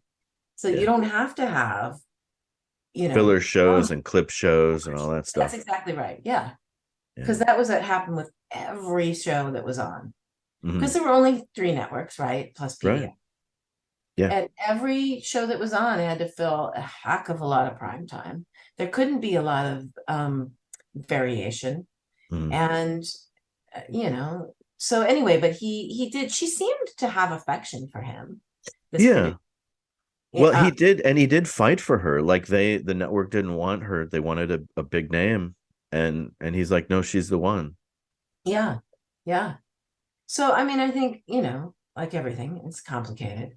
Okay, next Oh, point. okay. Well, so you were actually talking about the next scene. That's her sitting down behind the Right. table, and it's time to get paid. And he comes up behind her with a gun, like, I'm not gonna pay you. And he Yeah. and so she just flips him, and she's like, yes, you are. And so she takes Takes her her share. takes her share of the money and walks out. And I believe that's when we find out that, spoiler alert, this guy, Red Buttons, the theatrical producer, is a Nazi agent. Oh my And gosh, I had forgotten that. Yeah, you're absolutely right. yeah, I mean, the weird thing is, it's not that big a deal plot wise. Like, it doesn't really even matter, because after this point, all he winds up being is another henchman. Yeah, but I think to some degree it's sort of that concept of, those Nazis could be embedded anywhere kind of feel. Yeah. So basically, the next thing that happens is Steve and Stephen and General Blankenship are talking about what all this means. So this von Blasco guy, and I guess this is where they get their information from Henrik Ibsen. from his Henry pigeon. Gibson, who sends the pigeons Right. to warn them. So Right. they've got all their info, and it's von Blasco, who is Kenneth Mars, is on his way over. So Steve's, he's like getting himself together because he wants to get his plane ready and fight this guy, this von Blasco guy, in the Yes. skies. Right, right. And then we get a lovely like Red Baron dog fight, right? Yes, yes. But unfortunately for Steve, that's not what happens, because Red Buttons and a couple of other henchmen are waiting for him. Oh, that's right. The dog fight was earlier in the episode. That's right. Yeah, he got his dog fight. He doesn't Right. get a second one Right. because Red Buttons gets him, and these guys, they get the jump on Steve and kidnap him, basically. Yep. And take him to the apartment of the secretary / Nazi agent. Yes, Stella Stevens, who, by the way, since our last recording, Stella Stevens has passed away. Oh. Yeah, I'm How sorry old to was she? say. She died from complications from Alzheimer's Okay. on February 17th, and she was 84. All right. Yeah, but she did a lot of great performances, like this episode, where she is the bad guy who fights Right. Wonder Woman at the end, jumping And by ahead. the way, Yeah, how unique is it that Wonder Woman versus, the female supervillain? That's rare. it is. I mean, and Certainly rare at the time. Yeah. Very rare for a woman to have something, something great to be able to play, to be able to sink her teeth into, Yeah, and Stella Stevens really does that in this episode. Yeah, she really does. I've talked about it before, I think, but what I really, really love about her character is that she is such a goofball when she's playing Marcia the secretary. Yeah. And she's so damn serious when she's the Nazi. Yeah. Like, she's like tough and serious. Yeah. And then I'm sorry, I'm totally jumping up to the fight. So let's get there quickly because I want to talk about it. Okay. So, I think we're getting close, because let's see. So Steve gets captured back at the hospital. I have it written down as Nurse Ratchet, but I don't think it's Nurse Ratchet. But that one lady, that like mean nurse says, "What are you doing here? Get out." Yeah, and something like that to Wonder Woman. Right. And she here's the first. Oh, so she says he's gone, right? And so this is the first Wonder Woman transformation. Like Lynda Carter in her little nurse's outfit, or I think it was a nurse's outfit. Yes, and the hair comes down, and so she does her spin. Thing. And doesn't she say something in the commentary about how they came to do this spinny explosion idea? Yeah, they weren't sure how to do the transformation. They knew that they wanted her to magically transform into Wonder Woman. I don't even know if they knew that it was going to be a magical transformation, but anyway, she suggested, because she could do this pirouette thing, why don't I do this? Uh-huh. And they're like, yeah, great, that's awesome. And then they did all the layering, which they did away with later, but there was some layering where you could kind of see Wonder Woman. Right. They I don't decided think. to cover it with that like explosion of light and the Right, sound. yeah, so there was no explosion this time. It was just more of a subtle sort of Yeah. a layer effect. But anyway, so yeah, she spins and does the first Wonder Woman spin, the first transformation. So awesome. Yay. Yes. And Eh, somehow her hair is so much more curly and there's more volume. So yeah. much more fluffy. Yes, That's part of the transformation. I have to rely on you, by the way, to tell me when she's wearing a wig and when she's not. Because you seem to think it's obvious, and I Oh no, never think I'm it's not sure she obvious. was wearing a wig at any of those times. I think they just like curled and used hairspray and like I think that was all her Oh, hair. I think it didn't was she, just didn't she talk about that too? Didn't she say that her hair was not surviving all the? yeah, because she like I'm sure they were, teasing it and fluffing it and spraying it and because, Yeah. I mean her hair was big when So she was maybe, Wonder Woman. right. So maybe in subsequent episodes she wore a wig, Oh, because in well, this that's in this interesting. I one, don't know. We'll yeah. have to look for that. Yeah, yeah. Okay, so yeah, she does her transformation, and she does that thing. Remember, you've told me about this when you were a kid and you did the Wonder Woman transformation. Once Yes. once you stop spinning, Yes. you have You to check. have to check. You have to make sure that your belt and crown and bracelets are properly in place. Right, And right. every freaking little girl who ever did the Wonder Woman spin checked her belt and crown and bracelets to make sure they were in place because that's part of it. And then you put your hands on your hips, Aha. what you do. And now you are ready to lift Awesome. cars Yes, and yes. deflect bullets. Right. And so that's what she does. She checks her equipment and she runs the heck out of there because she's got some, she's got a planet to save. Yep. All right. So back at Stella's apartment, we got the Nazis and Steve is tied up, and she's trying to get information out of him. He's Yeah. kind of got a truth serum. Here's the thing. I wrote down in big letters, what is their relationship? Fooling They're around? having a relationship. Uh-huh. They I guess they're not totally explicit about that. She kind of flirts with General Blankenship, so it's hard to say, but like She heavily flirts with General Blankenship because, like, every time we catch them, like the camera always cuts to them right. in the middle of, like, it almost catches them doing Right. something they're not Well, supposed she's to be trying to play doing. him, she's playing him and Steve. Yeah. But yeah, I mean, it's pretty clear that Steve, you know, is involved in some kind of relationship with her because, when he's under the truth serum, which isn't, it's like the quicksand. Truth serum was very commonly used as a device in Ah, yes. storytelling in The truth 70s and serum. 80s television. Yes. It's right up there with the Bermuda Triangle The and Bermuda the Triangle and the quicksand. quicksand. Yes. We also had truth serum. Yep. And but Steve, is resistant, Yes. Oh yeah. which is, like that shows his strength of will and all of that, It's right? virtue. Yeah, virtue. Yeah, well, I'm it's gonna not say. just virtue. It's like, he's strong and he's got, a strength of mind and a strength of will. That's true. We don't want to undercut his strength. That was really handled well. It was handled well in the storytelling. I mean, I feel like Lyle Waggoner handled it well. Yeah. He did. I Absolutely. mean, which is not to say, I mean, it's also fine if a man does need saving, like, for example, Firefly. Mhm. Spoiler alert. There's a scene where Wash and Mal are being tortured. Oh yeah. And everybody knows that Wash, who is awesome and Yes. beloved, and everybody loves him, and he's amazing at what he does.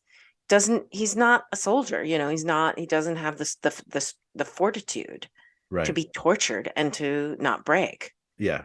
Yeah. And Yeah. so Zoe comes in, and this like evil villain is like, now you must choose. She's like, him. Oh, I'm sorry. Were you going to ask me to choose? You know, because she knows. She knows Yeah, that Mal has the fortitude and that Wash doesn't, but she loves Wash yeah, most, you know? yeah. So like that you might consider to be like a damsel in distress kind of situation, and yet I don't think it demeans him, No, you yeah, know? you're right. You're And right. so, but I think that this Steve Trevor situation, at least in this particular one, later in the second and third season, we could talk about that. But Yeah. in this particular situation, he's in danger, but he is not. You don't have this worry that he's going to be broken. Right. Yeah.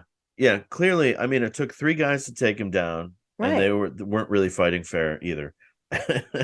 And now he's drugged, and Right. he's still resisting.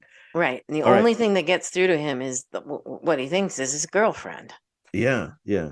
And so she does get the information she wants, Right. and that leads her to back to the office, and that's where she encounters Wonder Woman for this fantastic fight. I guess. Yes. This fight reminds me so much of that movie, the one where they put on the sunglasses and you can see. I mean, it's like Them. this really Or long. yeah, not them. They live. They live, Sorry. I right, went where back. I there's went like back two 20 years too wrestlers who many. fight for like 15 Yeah, minutes or Rowdy something. Roddy Piper. Oh, yes. I know. Put So on the this glasses. fight Put. between Wonder Woman and this Nazi ringleader lady Uh-huh. You think it goes is on too long? it goes on a really long time, and there's a lot of like breaking glass over people's heads and Okay, but like swinging from chandeliers and can I submit to you? People have been waiting for this fight for decades. Like, I can agree with that. when did you get to see two women fighting, like really fighting? Like trying to bust each other's Okay. bones, So right? quote unquote people have been waiting for decades for this fight. The quote unquote people, they might have the Y chromosome, right? Is that right? Which one of us is women have XX and men have XY, right? So okay, I'm sorry. So this is not a cool fight to women? No, no. Oh, I don't know. I'm not a representative of all women. I mean, at the time, certainly it was amazing. Yeah, It was amazing.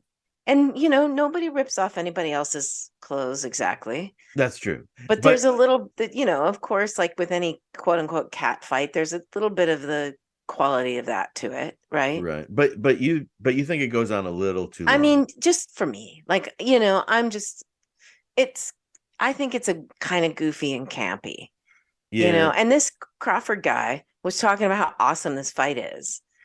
Oh, And Kramer, yeah. Kramer, I just feel like, ah, yeah, Well, it's sort of a, I will say, at the risk of sounding very male, it was awesome. And there's nothing wrong with sounding very male. I'm just saying that, like, it but doesn't ring my bell. let me just tell you, let me disclose to the listeners, if I may, that you don't generally like extended action sequences because you know that there's a foregone conclusion. Yes. And so why bother with all the violence that we have to sit through because we know where it's going.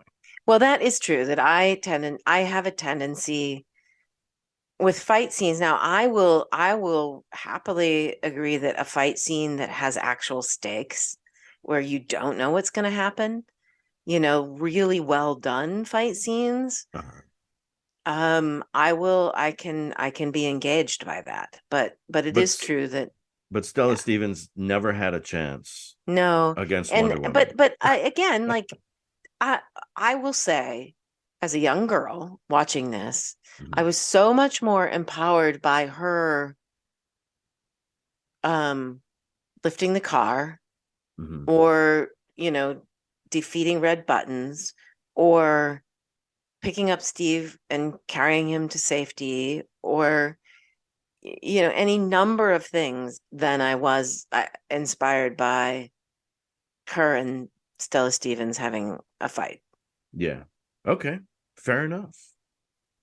I will say that my uh, my understanding from Lynda Carter's commentary was that she was really excited about it.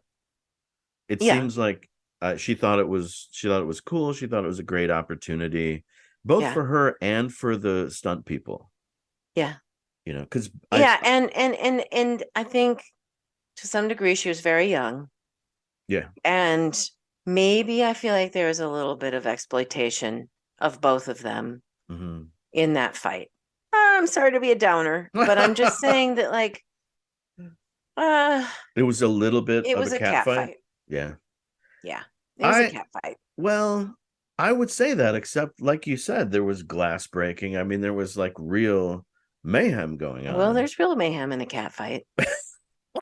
And we're all just hoping that Lynda Carter's gonna stay inside her little bathing suit Yeah, during this fight. I mean, this fight and every fight, right? But you can cut this part if you want, if I'm sounding too negative, but you're not because I know sound like this fight is supposed to be the big climax, no, it's supposed to and be the big deal, but yeah, but you're not sounding negative. I mean, this is a line that they had to walk, and this is the line that the whole show had to walk. You know, like, is yeah, she a beautiful woman on display, or is she representing empowerment, or right, is it a little bit of both? You know, right, are they trying to appeal to both audiences? And you know, yeah, there's a lot of complicated stuff going on, and a lot of, I think, a lot of accidental stuff that's very fortunate. Like, I don't think, right, in spite of the fact that this guy, you know, Douglas Kramer, really liked Lynda Carter, I don't think he understood how amazing she was yeah, aside from her beauty. Like, right. all the I'm yeah, things it's that not. I'm not sure that he understood that he was creating this sort of this show would be this sort of like a feminist trailblazer, yeah, and you know? the magic of it is that it fits into this sort of exploitation model in enough that, you know, people watch it and say, "Oh my gosh, it's a beautiful woman. Let's just watch," you Yeah, know? yeah. And then you get you get this sort of subversive progressive message I agree, attached but to I it. don't know that I think that that fight conveys that message. But again, I am one person with one opinion. Right, right. And I, you know, I can definitely see that. But it's a small part of a larger episode, Yeah. right? And also, I mean, just fight scenes in general. I mean, that fight scene is just clunky compared to what you see now, That's true. you know? That's true. The speed of it is like a TV Yeah. I fight. mean, they're like a couple of people in a boxing ring with their little fists up, Yeah. It's like, but I don't know. I mean, swinging on a chandelier and stuff, it's just dumb. I'm sorry. Well, you know, the fight choreographers got to come up with some interesting stuff. I totally get it. And fight choreography has progressed massively since those days, Yeah. you know. So I think we agree to disagree about this fight. But this is not even the climax of the episode, right? And she still gets to fight a guy. Like, she still has to, you know, she defeats Stella Stevens. She gets her wrapped Right? up in her lasso so she can get information Find out from what the her. plan is. And then she's like, you can't reach both destinations at the same time. Right. Yeah. And by the way, this is where she says the line, any Right. civilization that does not recognize the female is doomed to destruction. Women are the wave of the future, and sisterhood is stronger than anything. Right. I almost didn't get that out because I got a little weepy. Yeah. Well, me too. Yeah, and that's like, And that is the message. so in spite of the fight, in spite of the cat fight and the exploitation, that is where we get with this scene, you know, where She's trying to, teach this woman that, yeah, let's don't undermine each other, but this has a larger context in exactly. terms of, the anyway, we can't go into like a whole thing about Nazis. Yeah. So anyway, let's yes. So Wonder Woman's got to go and you know, figure out what to do. And she, you know, of course she has a solution right away. and that is she calls Stella Stevens' apartment and tells the Nazis in Stella Stevens' voice, don't execute Steve. Right. Yeah. And Problem this is the solved. first time we see that she can like mimic other people's voices, which Yeah. isn't, one of her weird superpowers Right. that, we see occasionally, I guess. Yeah. And I'm sorry, I didn't explain the context. So the Sophie's choice that she has is Steve is going to be executed at midnight, and also at exactly midnight, this Norden Right. bomb site is going to be bombed. Right. So she manages to stop one so she can go stop the other. Exactly. And so Yeah. she takes her plane and she hunts down von Blasco and Kenneth Mars, and she just latches onto his plane with her plane, and they don't really show it because I don't think they could figure out how, but it's like if we were in Star Trek, they somehow found an Tractor beam. airlock and Yeah. boarded onto the she Yeah. boards onto his plane. Suddenly she's there, and she beats the crap out of him. She punches him out and takes him on her plane, lets the plane. I mean, she does kill all of the Nazis on the U-boat. on the U-boat. So I mean, but the one that everybody knows and thinks is funny, right? She takes him to the cops, and again, she's not going to fill out any forms. She's like, right, here's your Nazi, take care of him. Yeah. And so then she goes to Marcy's apartment, defeats the Nazis. Oh, did I say Marcy? Marsha's apartment, and defeats Red Buttons. I should say Red Buttons knew the writing on the wall. Like, I know, right? Like, defeats Red Buttons is like not a hard thing to do. I know. They start shooting at her and he's like, it's not going to work, you guys. And then he he just goes along with it. He starts shooting at her. He's like, yeah, this is not working. Yeah. She easily mops up the floor with these Nazis at Marsha's apartment and gets Steve, and everything's great. Yeah. She has saved the day. Yeah. And then we get the final scene where they're sort of setting up for the rest of the series, where she becomes his new secretary. She becomes Diana Prince. And he says at the beginning, because Marsha was such a disaster, he's like, no more pretty girls. I know. He's like, get me somebody dowdy. And then freaking Lynda Carter walks in.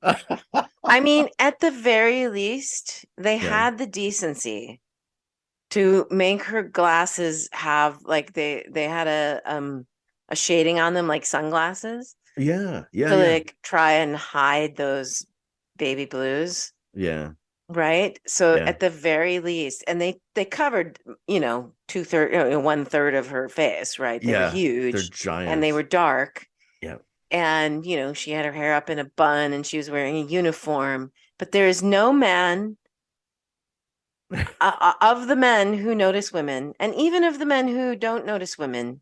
I'm not sure there's any man alive who would not notice that this is a beautiful woman, regardless of. And this is why the line in the Gal Gadot Wonder Woman where Steve Trevor's secretary says, yeah, specs, and suddenly she's not the most beautiful woman you've ever seen. Like that's the reason that line's so funny, because it's so dumb. Yeah. Yes. It's like, how do you not see, you idiot, that this is a gorgeous woman?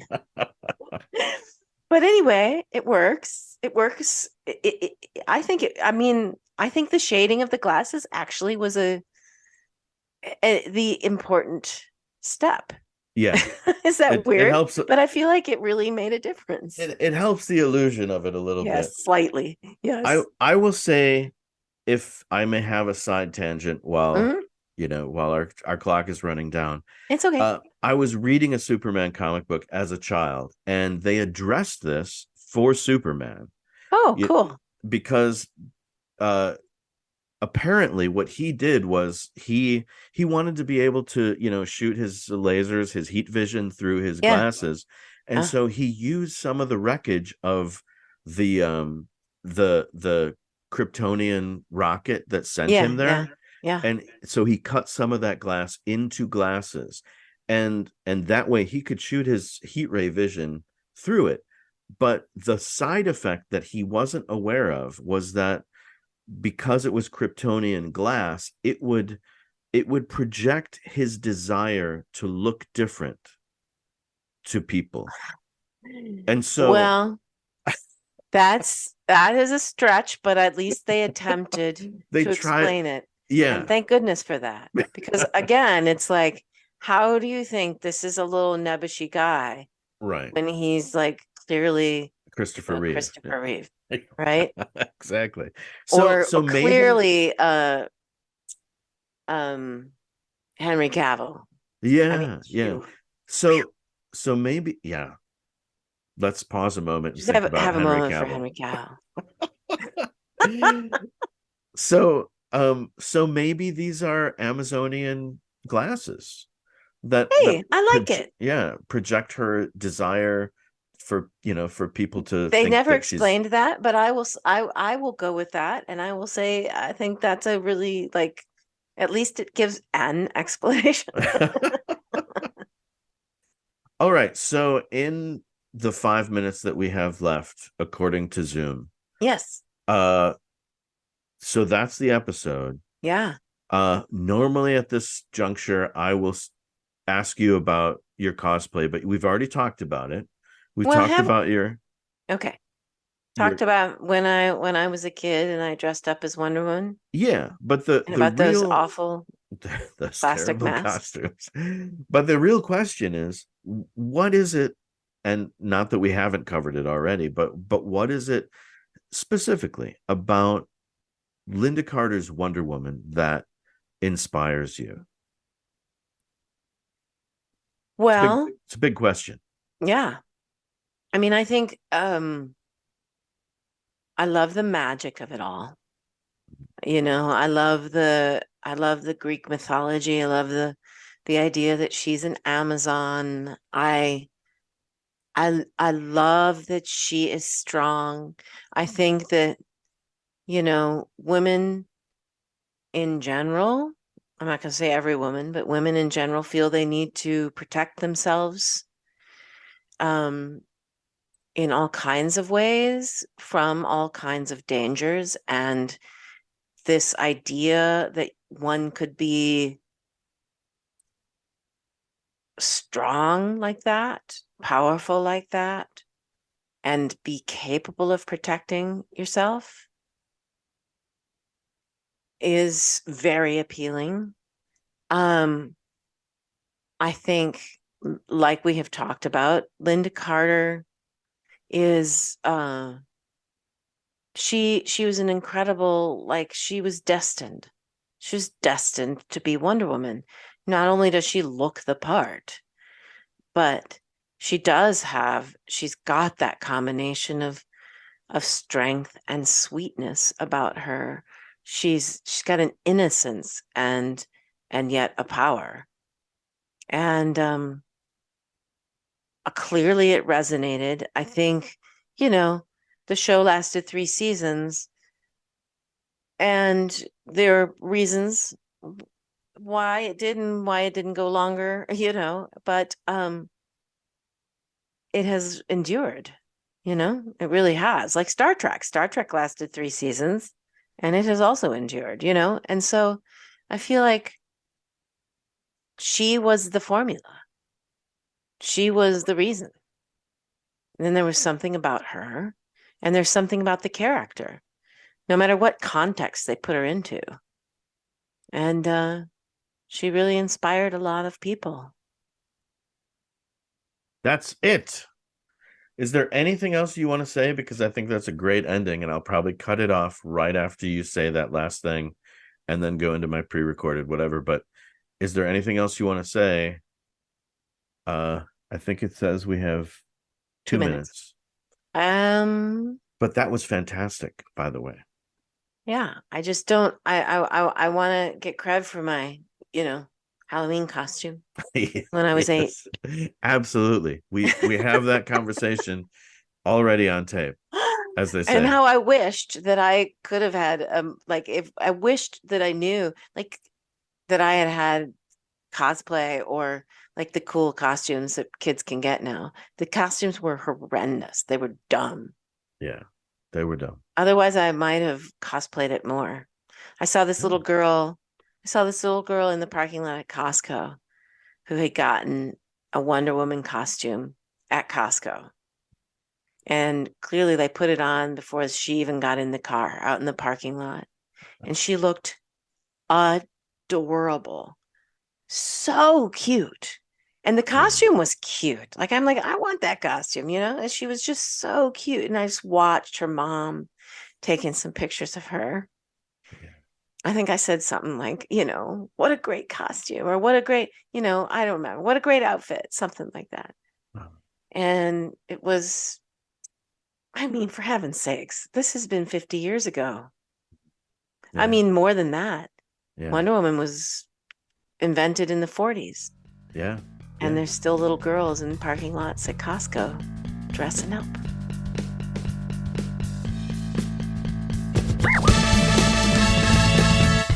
There it is, the first episode of Wonder Woman Wednesdays in the can. I truly hope you enjoyed it. I want to thank my excellent and very patient guest and wife, Laura, who also does my graphic design. And a big thanks to Rhiannon Owens, who provided the logo art. I'd also like to thank author Mike Pingle, who wrote Channel Surfing Wonder Woman, which I definitely recommend. I'd also like to thank, in no small way, Lynda Carter, not only for all she's given us, but for this episode specifically, for her great commentary on the pilot. If you're a fan, and for some reason don't have it, I strongly encourage you to get the Wonder Woman series Blu-ray set with her commentary on the pilot episode. Now, I'd also like to thank the podcasters who have inspired me with their excellent classic TV podcasts, like Eventually Supertrain with Dan Budnick, Bookum Dano with Kristen Hawes, aka Kiki Wrights, Made for TV Mayhem with Amanda Reyes, and the podcast from which I've probably stolen most of my format ideas, Mashcast, with the phenomenal Rob Kelly. And if you like a little extra MASH like I do, you can also check out MASH Matters with Ryan Patrick and Igor himself, Jeff Maxwell. Links to all of those podcasts are listed at the bottom of my economically cheap website, WonderWomanWednesdays.com. Last and most of all, I'd like to thank you for listening to this podcast. I truly appreciate your time, your energy, and your kindness. If you are a Wonder Woman cosplayer who'd like to join me on the show, I'd love to hear from you at WonderWomanWednesdays@yahoo.com. Next month, we'll be joined by cosplayer Katie Maravilla, and we'll be looking at Episode 2, Wonder Woman meets Baroness von Gunther. I hope you'll join us. Until then, be kind whenever possible. It is always possible.